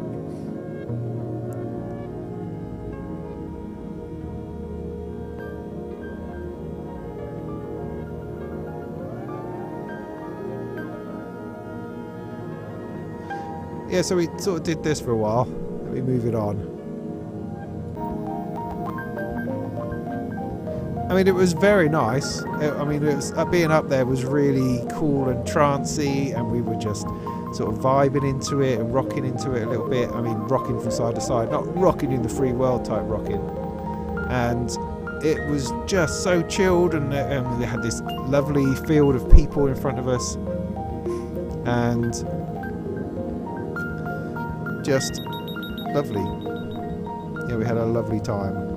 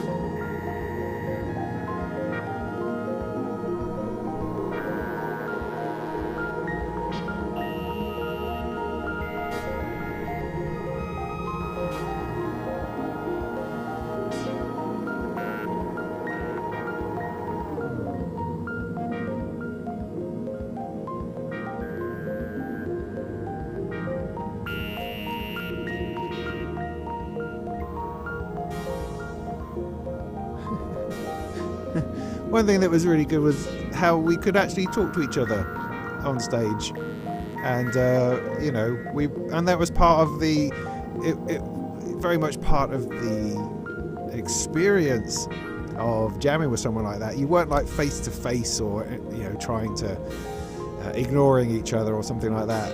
You were side by side and like looking over at each other's stuff and then looking up at each other going, "This is awesome," or "What are we doing?" That kind of thing. And that was really cool. It just made it really, really, really nice.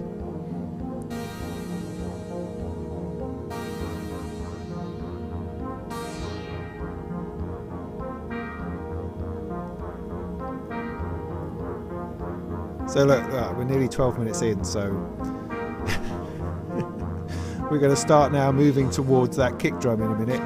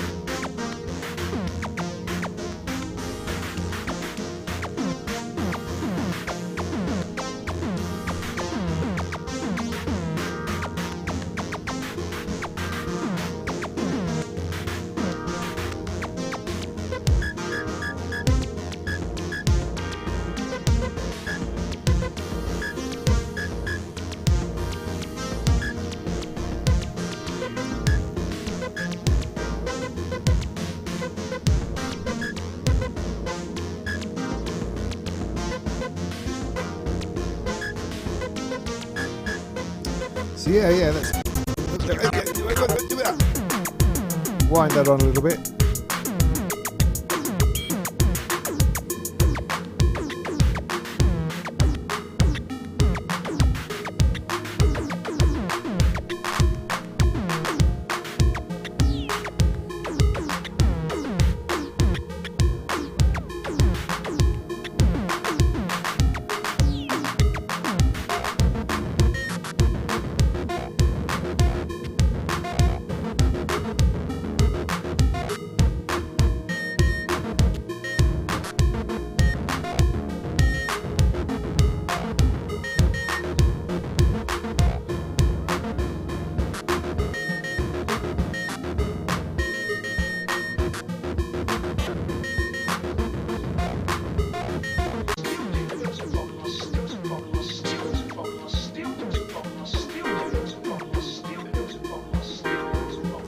So yeah, we jammed it for 30 minutes, tuning aside. That went all right. That went all right. Yeah, I was very pleased with it ultimately. Yeah. And again, it felt friendly and nice, and it was a good thing to do. We had half an idea. I was slightly braver, which pleased me no end, because part of my takeaway from the Saturday is that some of my modular, at least the modular choices that I'd made, and in my prep the week before and towards the EMOM on the Thursday, I made some very safe choices. And safe can be good. In a gig situation, safety is not a bad thing. But what I've been feeling is that I lacked a little bit of risk, and I lacked edge, and which essentially means modulation. I wasn't really modulating anything, which is odd when you're doing modular.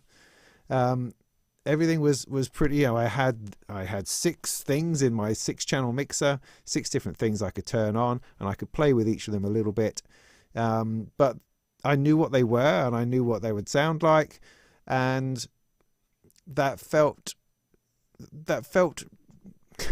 as I say, it felt safe and felt good. I'm not trying to say it was bad.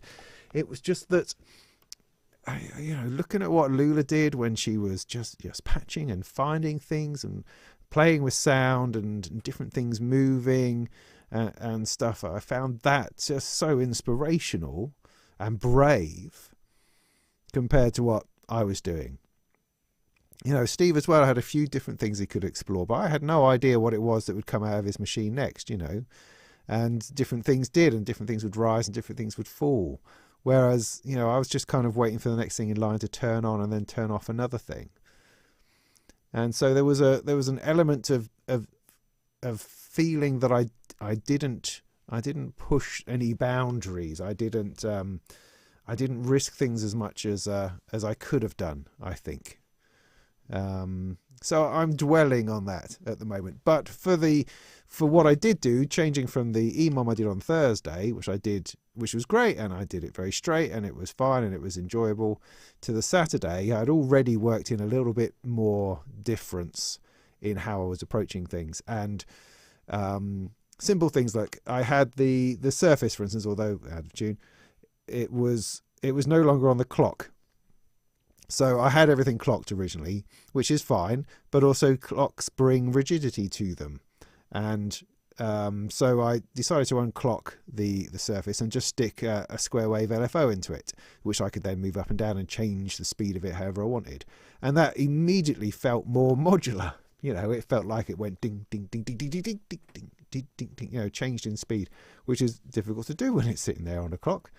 So that immediately made me feel better, made me feel like, oh, great, I'm actually doing something slightly weird and experimental, which is exactly what I should be doing. I fiddled a bit with the low-pass gate that my bass sound was going through. That felt good. I depatched the polycinematic, which is playing that one chord that I had going. One chord. Let's just do one chord. I then patched that through the delay that something else was using, and that was good, and that felt good. So I managed to pull in a couple of extra, mild risks, changes, some creative decisions within the set a little bit, which was good, and made me feel slightly better. But I think I could have gone a lot further, and that's certainly something that I'm taking away from these performances, that I need to be riskier, which ultimately comes down to practice and knowing my instrument, which is a difficult thing for me, because my rack is always changing and I'm always having to focus on new modules and trying those out, and because I'm reviewing them and wanting to make a video on them, I'm working those into what I'm playing with, so everything is constantly changing. So I don't get to know anything particularly deeply, or rather I get to know a particular module quite deeply for a short period of time, and then I sort of have to let it go and move on. But that's my particular circumstance. I just have to deal with that, and the way I can deal with that is just to practice more when I can, and to just be slightly braver. It is really good playing with somebody, though, as Ken points out, because that makes a big difference. Because when I played the EMON on the Thursday night, it was just me, and so having 6 channels of stuff that I could turn on and turn off, and doing a bit of a techno set, that was good. That filled that time, and I had to do everything, and so having a plan was a good idea. When you're playing with somebody else, that's really different. I thought Andrew in particular did that really well. He really played along with what I was doing, far more than I did with him, if you know what I mean. I mean, he may have started off, but then I brought in a tinkly something, and and he then played something along with that. And then when I brought the beats in, he then played beats along with that. So that was really interesting. I thought he did that. He did that really well. As I say, better than I did. I was just, I've got my stuff, I'm bringing it in and bringing it out again. Oh, I don't actually have to bring in a bass line, so I won't, because you've got one. That's great. That kind of thing, rather than finding a way of reacting to what he's doing necessarily. And again, I'm not saying that it didn't work. It did work. Everything we did work really nicely. But I could have done more. I could have been more risky. I could have been more interesting, I think, ultimately. And that's one of the things that I come away with. Definitely. More on that in a moment. Let's have a quick blast of Finley. I kind of don't want to go on for too much longer. I don't think. Which one is he? He's this one. This again, I haven't. This is just straight from the camera. I don't have a side camera for this. It's just the sound from the desk. So it's a little bit low. Surprisingly, because the whole room was shaking. So let's throw it in randomly about there. And see where he is.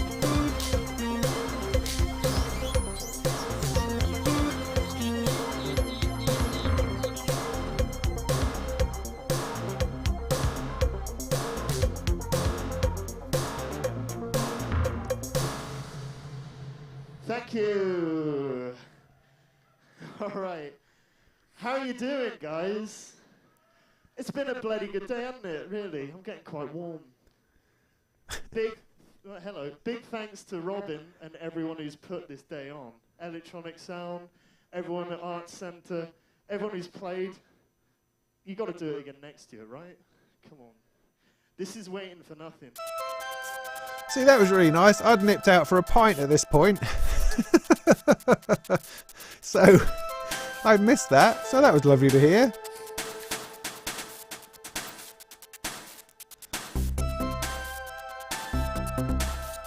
But essentially, to my ears, he does sort of post-punk synth pop. It's just brilliant. Absolutely brilliant.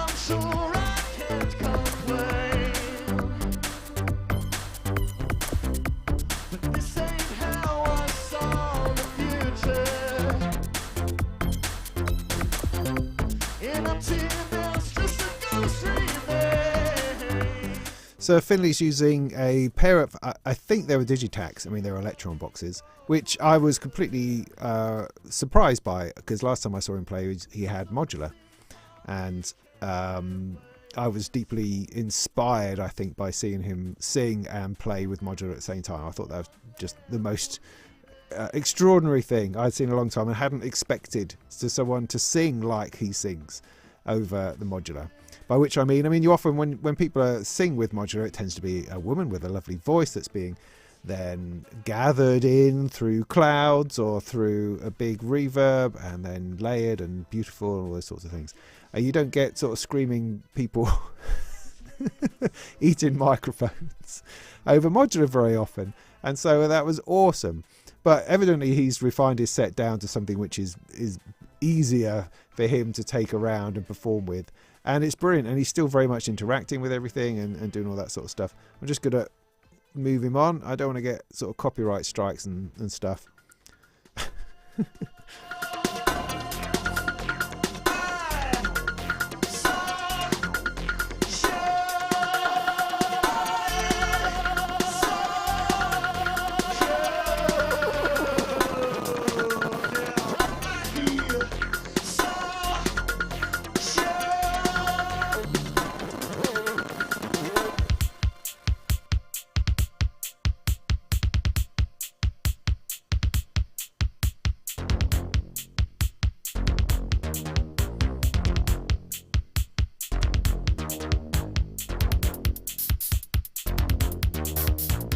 But it's like proper songs, you know, 3-4 minute songs as opposed to a 15-minute exploratory piece of some old nonsense that we just dreamt up. He's doing it for real. I really, really like that. I wish I had the gumption to do that. I still will do one day. He's got a new album coming out in April, so do go and check that out. But he's phenomenal. And of course, if you don't know, he's also the man behind Future Sound Systems and builds modular and instruments and stuff. So the gristalizer, etc. So, you know, he knows what he's doing, that young man. Shaking on the direction still and shaking on the hood in your hands. But I am about this free world now. You got me strange directions hidden from a secret plan. Alright, let's go.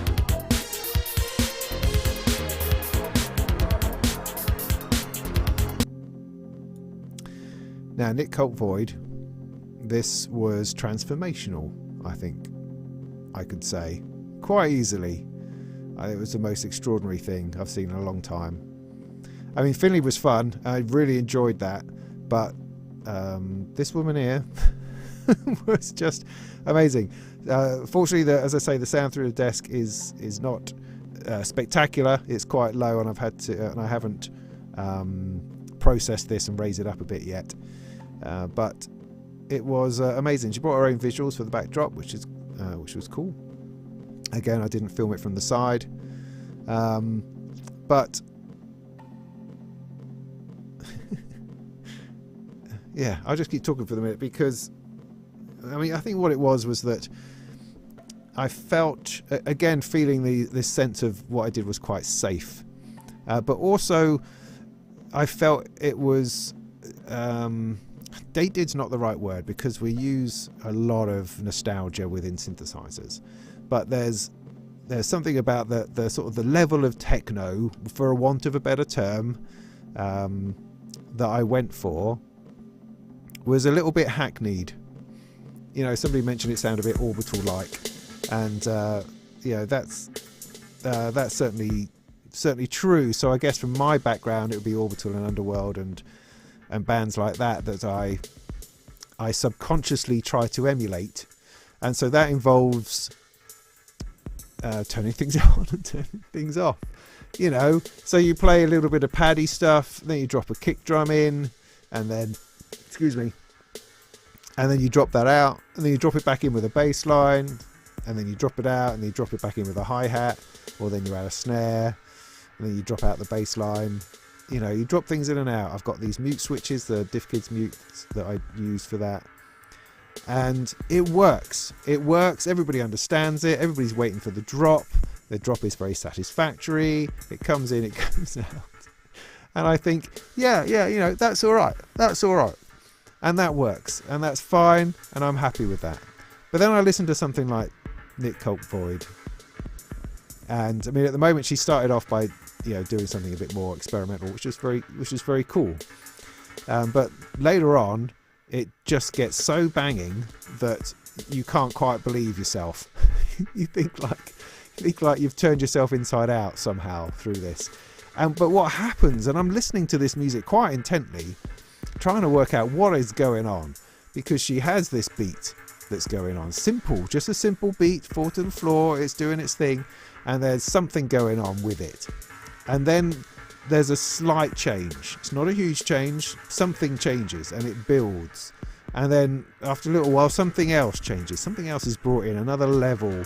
The percussion changes slightly, or whatever it is that's going on changes. And then there's another level and another level. And it keeps building, and this energy doesn't go anywhere. It's not like there's this drop where the energy dissipates and then it's built back up again. It just builds upon build upon build, not in a huge steps, just this slow movement, this step over step. And I'm just thinking, this is incredible. My head's going to explode literally at the moment. And everyone is dancing. Everyone, a venue full of nerds, full of synth heads of all ages, just dancing their little nuts off.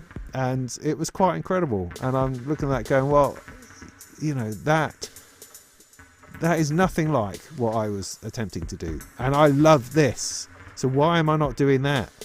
And it's like, yes, you can listen in a minute, but she's not doing it yet, okay? This is just the preamble. So, so what was I saying? It was just, it makes me realise that I need to listen more. I need to listen to more music. I need to absorb more artists doing this in a more of a future way. I'm doing it in a kind of a nostalgic, looking back kind of way, finding old sounds, familiar territory, familiar grooves which sound nice. Whereas people like Nick are pushing things, forward into other places, I think. At least that's my impression as an old fart coming to this sort of thing for the first time. And I have listened to her music previously, just regularly at normal volumes. Coming to a gig and experiencing it was a whole different thing, and I don't think you're going to get that through this. But hey, let's bump it on a bit and see how that sounds. See, now I've built it up massively. It's going to be a crushing disappointment.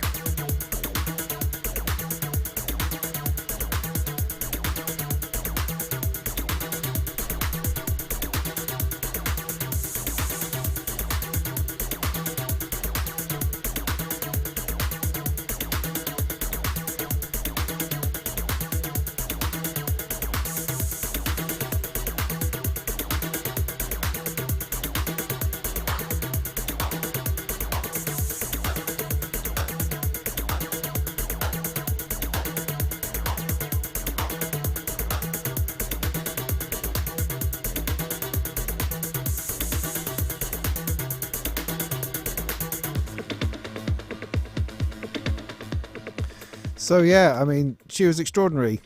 Oh no, hang on. Oh wow, Finley's back. Wait for it. Hang on. That was rude.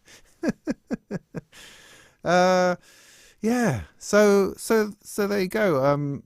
Like I say, I mean, there was nothing that she was doing that I can't do, if you know what I mean. I have the gear, I have the sounds and stuff. There's something about the seamlessness of it. There's something about the perfection with which the things happened and occurred. I was having a conversation with somebody about, how is that different from having a DJ?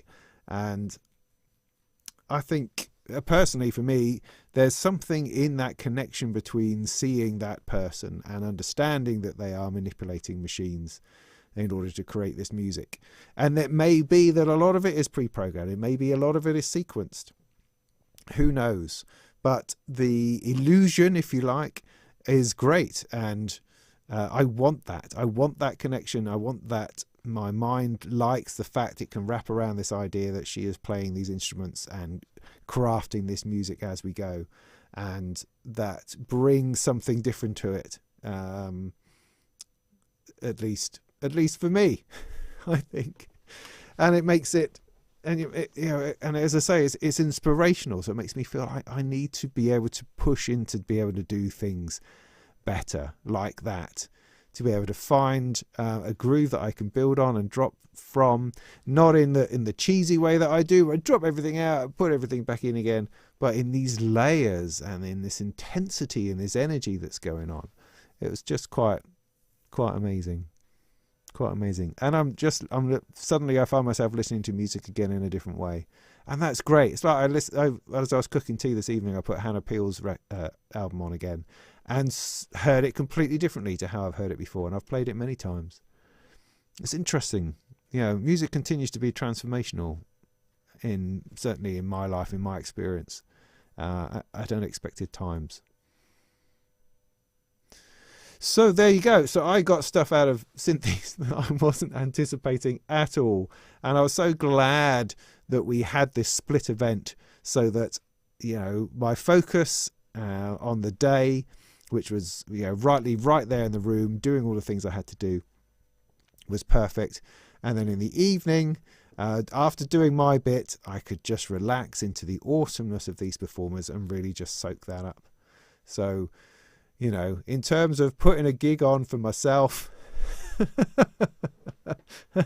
I almost aced it. All I needed was a little bit more time during the day for me to look at stuff. Otherwise, it would have been an absolutely perfect day I made for myself. So there we go.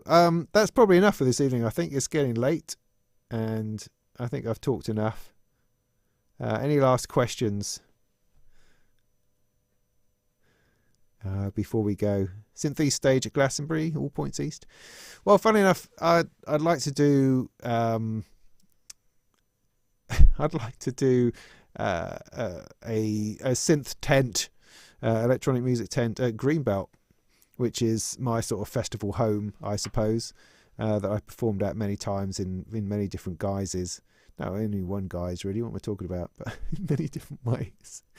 But I haven't done for quite a few years. I did like a good chunk of time 10 years ago, where I was running.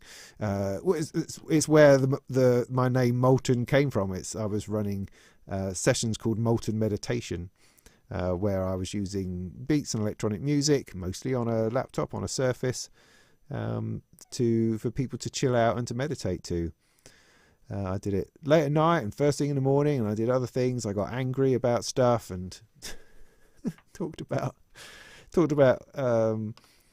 anyway, all sorts of things. But I would love to do to run a tent at Greenbelt. I think that'd be awesome. And also it's the sort of place, because Greenbelt is a Christian arts festival that takes place in the summer over the August bank holiday, and it is of course full of people of my sort of middle-age age, and I imagine there'll be lots of people who could bring a little synth along with them camping, maybe, who knows, who would be into that sort of thing, to electronic open mic type stuff. But who knows?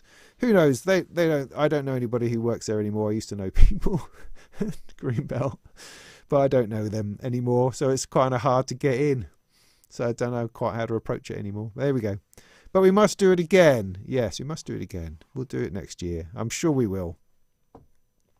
I'm sure we will. I mean, it's been such good fun. People have so enjoyed it. The response and feedback has been overwhelmingly positive. So why the heck wouldn't we do it again? Why wouldn't we? Yeah, indeed. Why wouldn't we? See, probably the biggest challenge is, how do we do it slightly differently? How do we do it and not just have the same bunch of people doing the same thing? Because it's got to be different, hasn't it? It's got to be different. So while everybody wants to come back, it's like, yeah, but maybe I don't know. Well, we'll have to see. We will have to see, and yeah, I mean, I'm almost completely sure we'll do it again. Exactly what it will look like, I don't know. But the template we worked out this time was pretty great. So why would we break that? Yeah. Why would we break that? Indeed. So yeah. So any other last minute questions? Do I have anything else to say at the minute? I know once I've got these videos up tomorrow, then what do I have to do after that? I've got to remind people that I work for a living and say, look, here's some writing I've done. I'm sorry I've ignored you for about 3 weeks. here's some real work. Please pay me, kind of thing. So I've got a lot of reviewing to get into. I've got a lot of lovely things to play with, including this turned up just before the show. The coral, which is fascinating. I haven't plugged it in yet. Not about to now, but I will do. Had it turned up a few days earlier, it might have made it into the case. Possibly. I'm just crazy. Why don't I use things that I know how to use? So that's cool, but I have many others as well. Many things. And I'm feeling the pressure to do the Surface Pro 9 video and get that sorted out, because that is actually something that I still care about and is important to me, which I've got sitting here, the Surface Pro 9. Can we make music on it? All that kind of jazz. I'm also thinking, seriously about whether to do more with my website, whether that's useful, whether to do more writing on my own blog, and whether there's a future where I could be writing for myself rather than writing for other people. Is that more work, less work? Is it better paid, worse paid? Those are the sorts of questions in my head at the moment, because this year is also 10 years since I started Molten Music Technology. So, there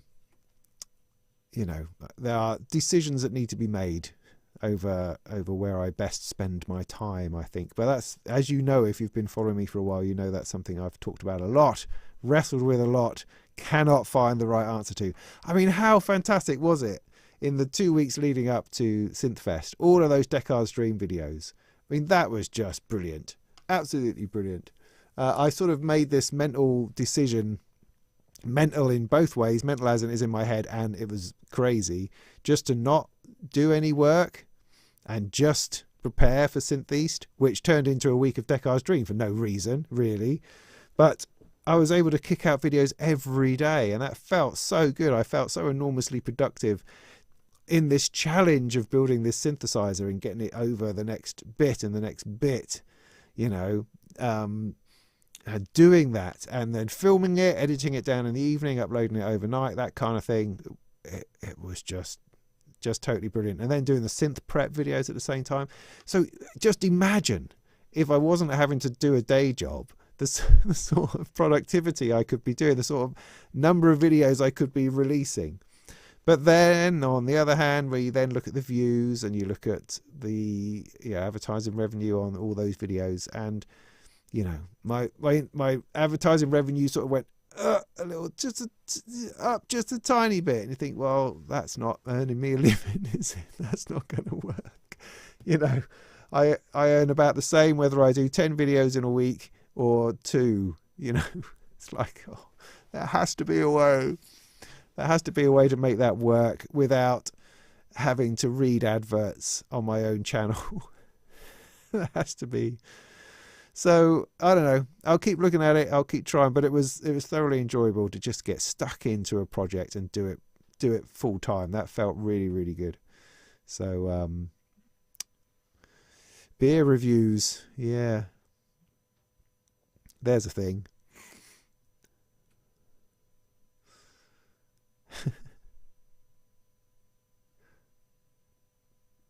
Have I resolved the issue? No, I haven't looked at it. It's now on my shelf, which is exciting. One side or the other of me. So that's good. But I'm probably not going to look at it for a few weeks just now because I've got serious stuff I need to be seriously looking at and getting out there to people. And lots of lovely kits to build. Lots of stuff to do. You know. I might have another module I'm working on. Who knows? Who knows? That thing there keeps staring. Over here, I've got a complete Behringer 2500 because I thought, sod it.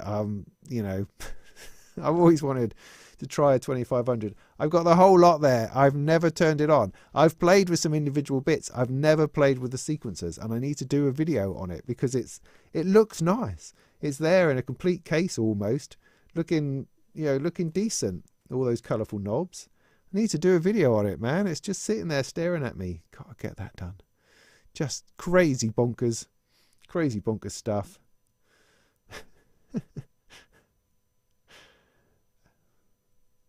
Yeah, so many lovely videos. Hey, I got 100 knocks. Thank you, Chris. I've no idea what that is, but that's awesome. I'll have it. Thank you.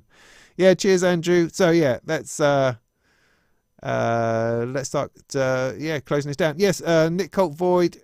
Thanks, Chris, for reminding me. She's had a record out a little while.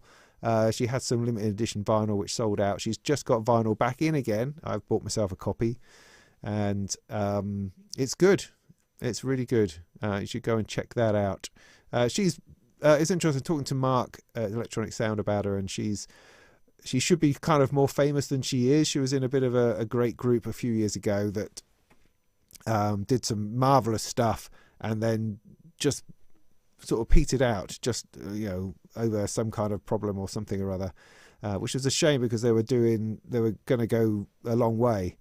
So she's had to sort of regroup and come back, and now she's coming back through again. And I think she's just awesome and really nice as well. And so I'm looking forward to more of that.